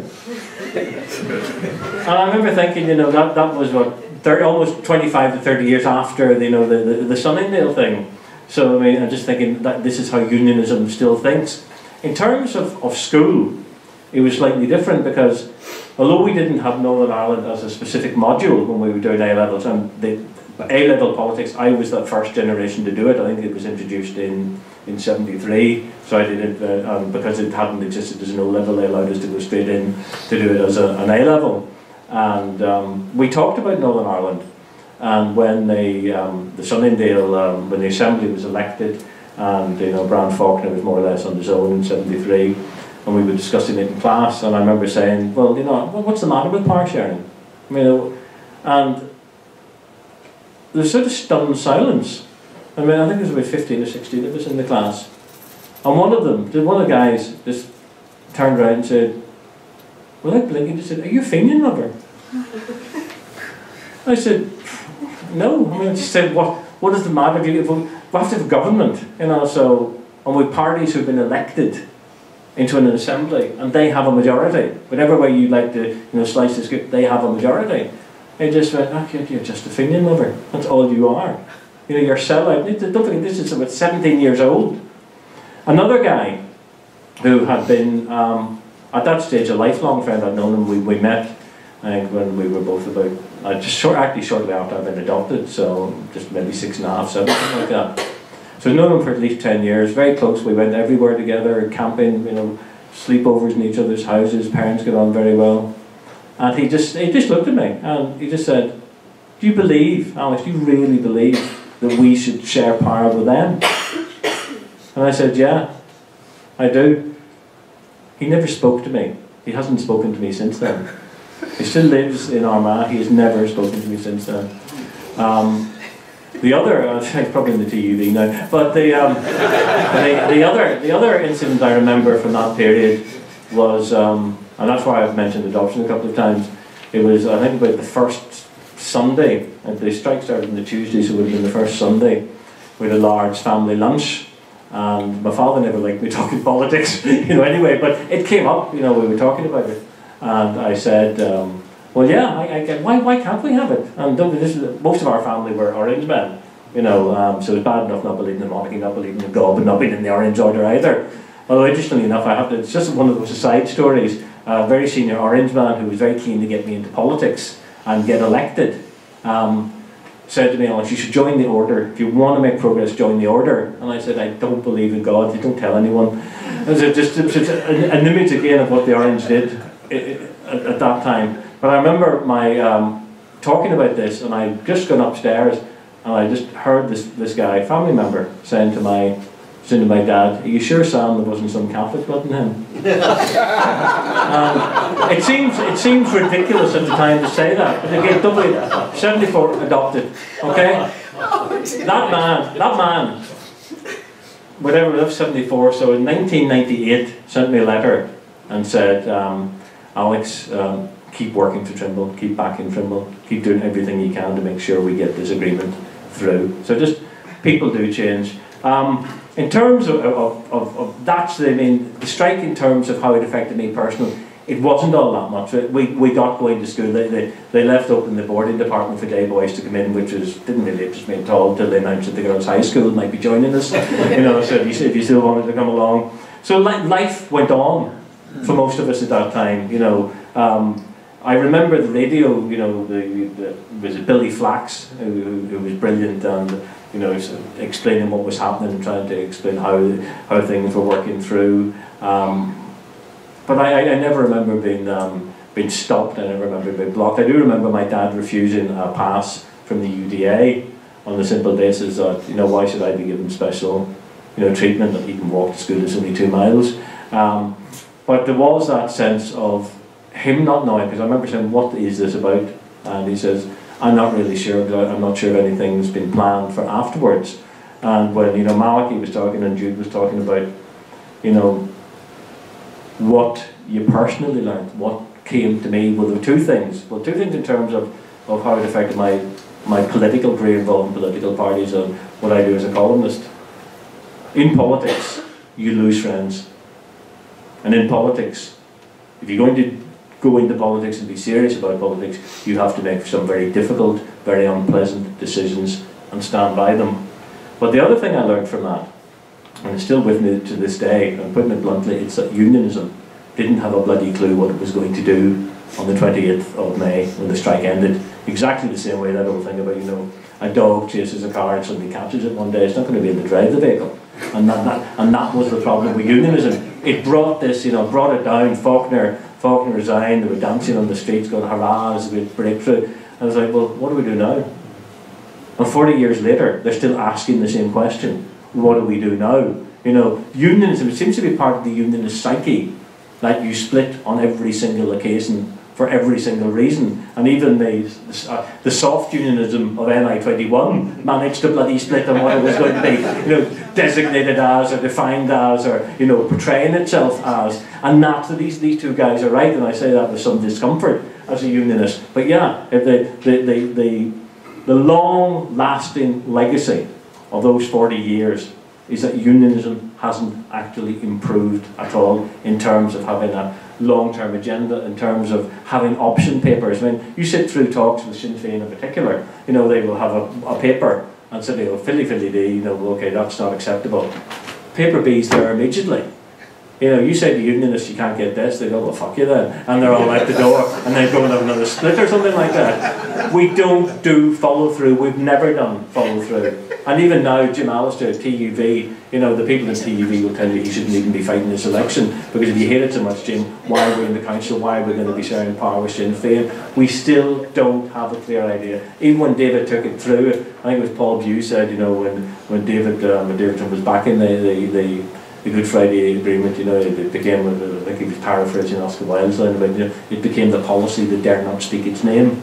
And that's the difficulty with unionism. That, to me, is the lasting legacy of unionism. That the boy of 18 who sat in that assembly hall and watched those policemen walk up and listened to our headmaster and watched my family fall out and watched my friends disappear from me and so on, is still in essence the same person saying, when are we ever going to get our act together? When are we ever going to have a clear vision? When are we ever going to be able to say as unionists, okay, this is what we believe in, this is how we're going to do it, this is how we're going to make progress on it. And I don't know, I don't know if we could come back to celebrate the 50th or the 80th, and I'm not at all sure that you wouldn't have a slightly younger version of me saying something similar.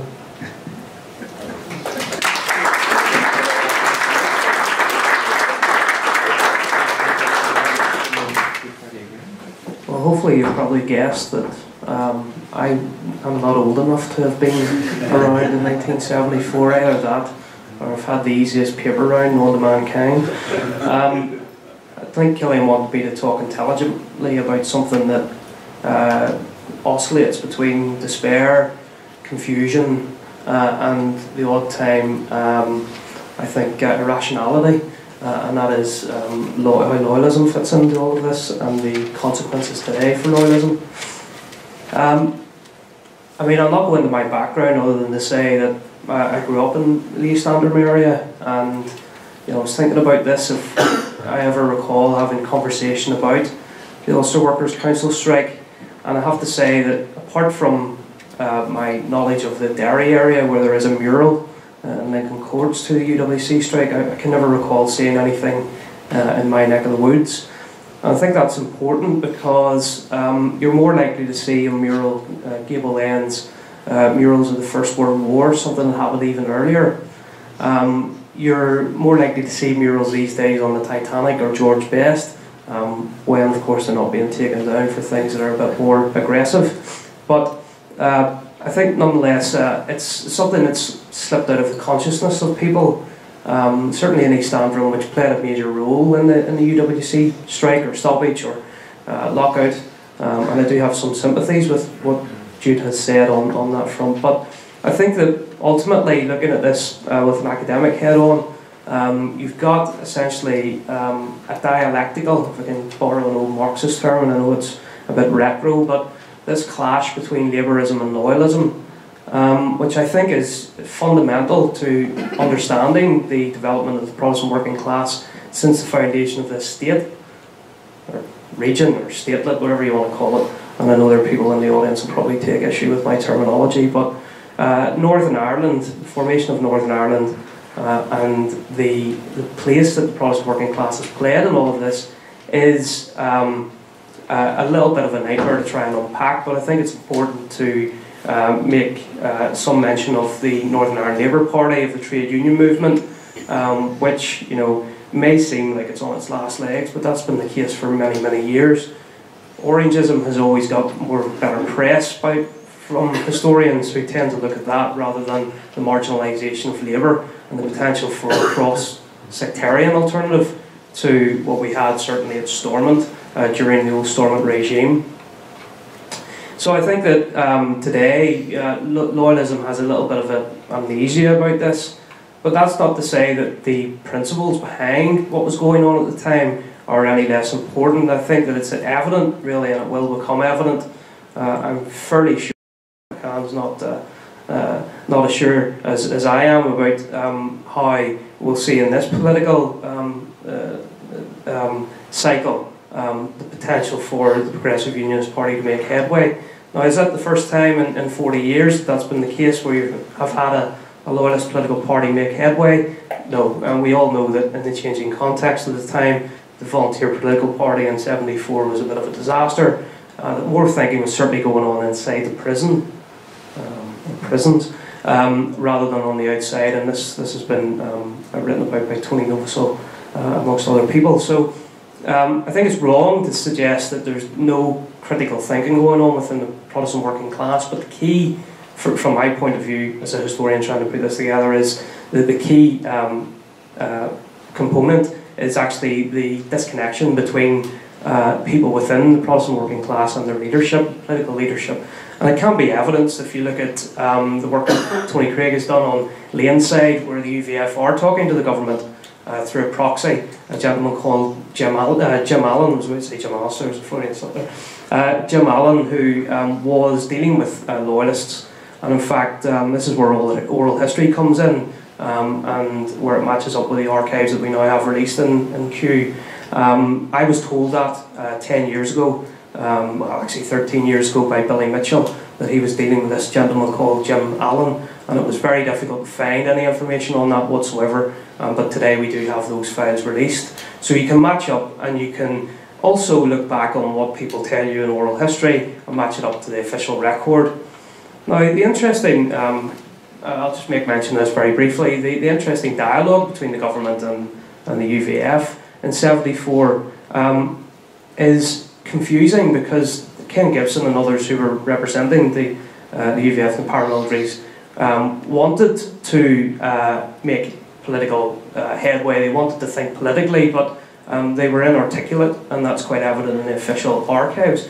What they were doing, though, and I've had this verified by Billy Mitchell and other people, they were actually talking to the official IRA and provisional IRA.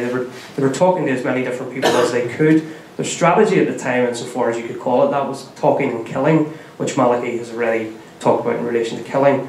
And you know, that's not a very sophisticated thing. I've studied this up close for many years, and I can tell you that you know, the words that do come into the conversation are going out to sniff a taig, you know, and they're not as sophisticated, any more sophisticated than that at times. There's a tendency for historians to, political scientists particularly, to make it more rational than what it is. So I think that I would agree with what some of the panellists have said, but you know, this idea that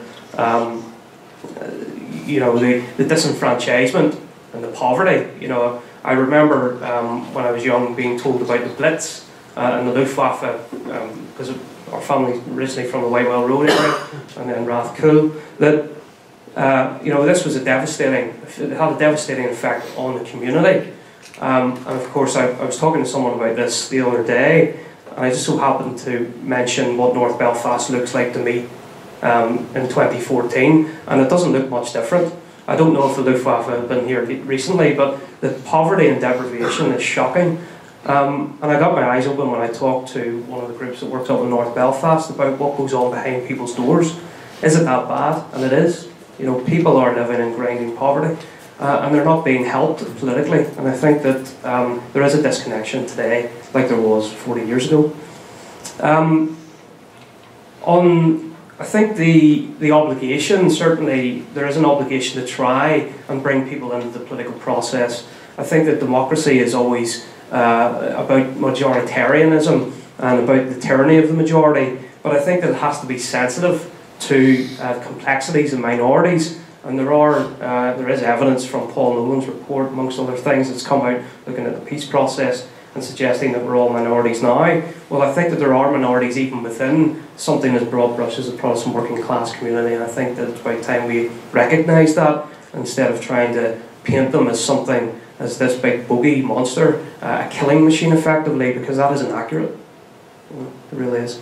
And I think that it also, finally, it feeds on a stereotype which is alive and well, living and breathing here, that the resilience of people to resort to violence has to be something to do with their class, has to be something to do with their close proximity to armed groups, which I think is an absolute nonsense. I think that poverty was here, deprivation was here before paramilitaries. It's as simple as that. But that the militancy may well, there is a latent strain, and I would admit, looking back over the past 100 years, that it's impossible to avoid. But I think that it's not the whole story. So that's what I would, that would be my contribution. Thank you.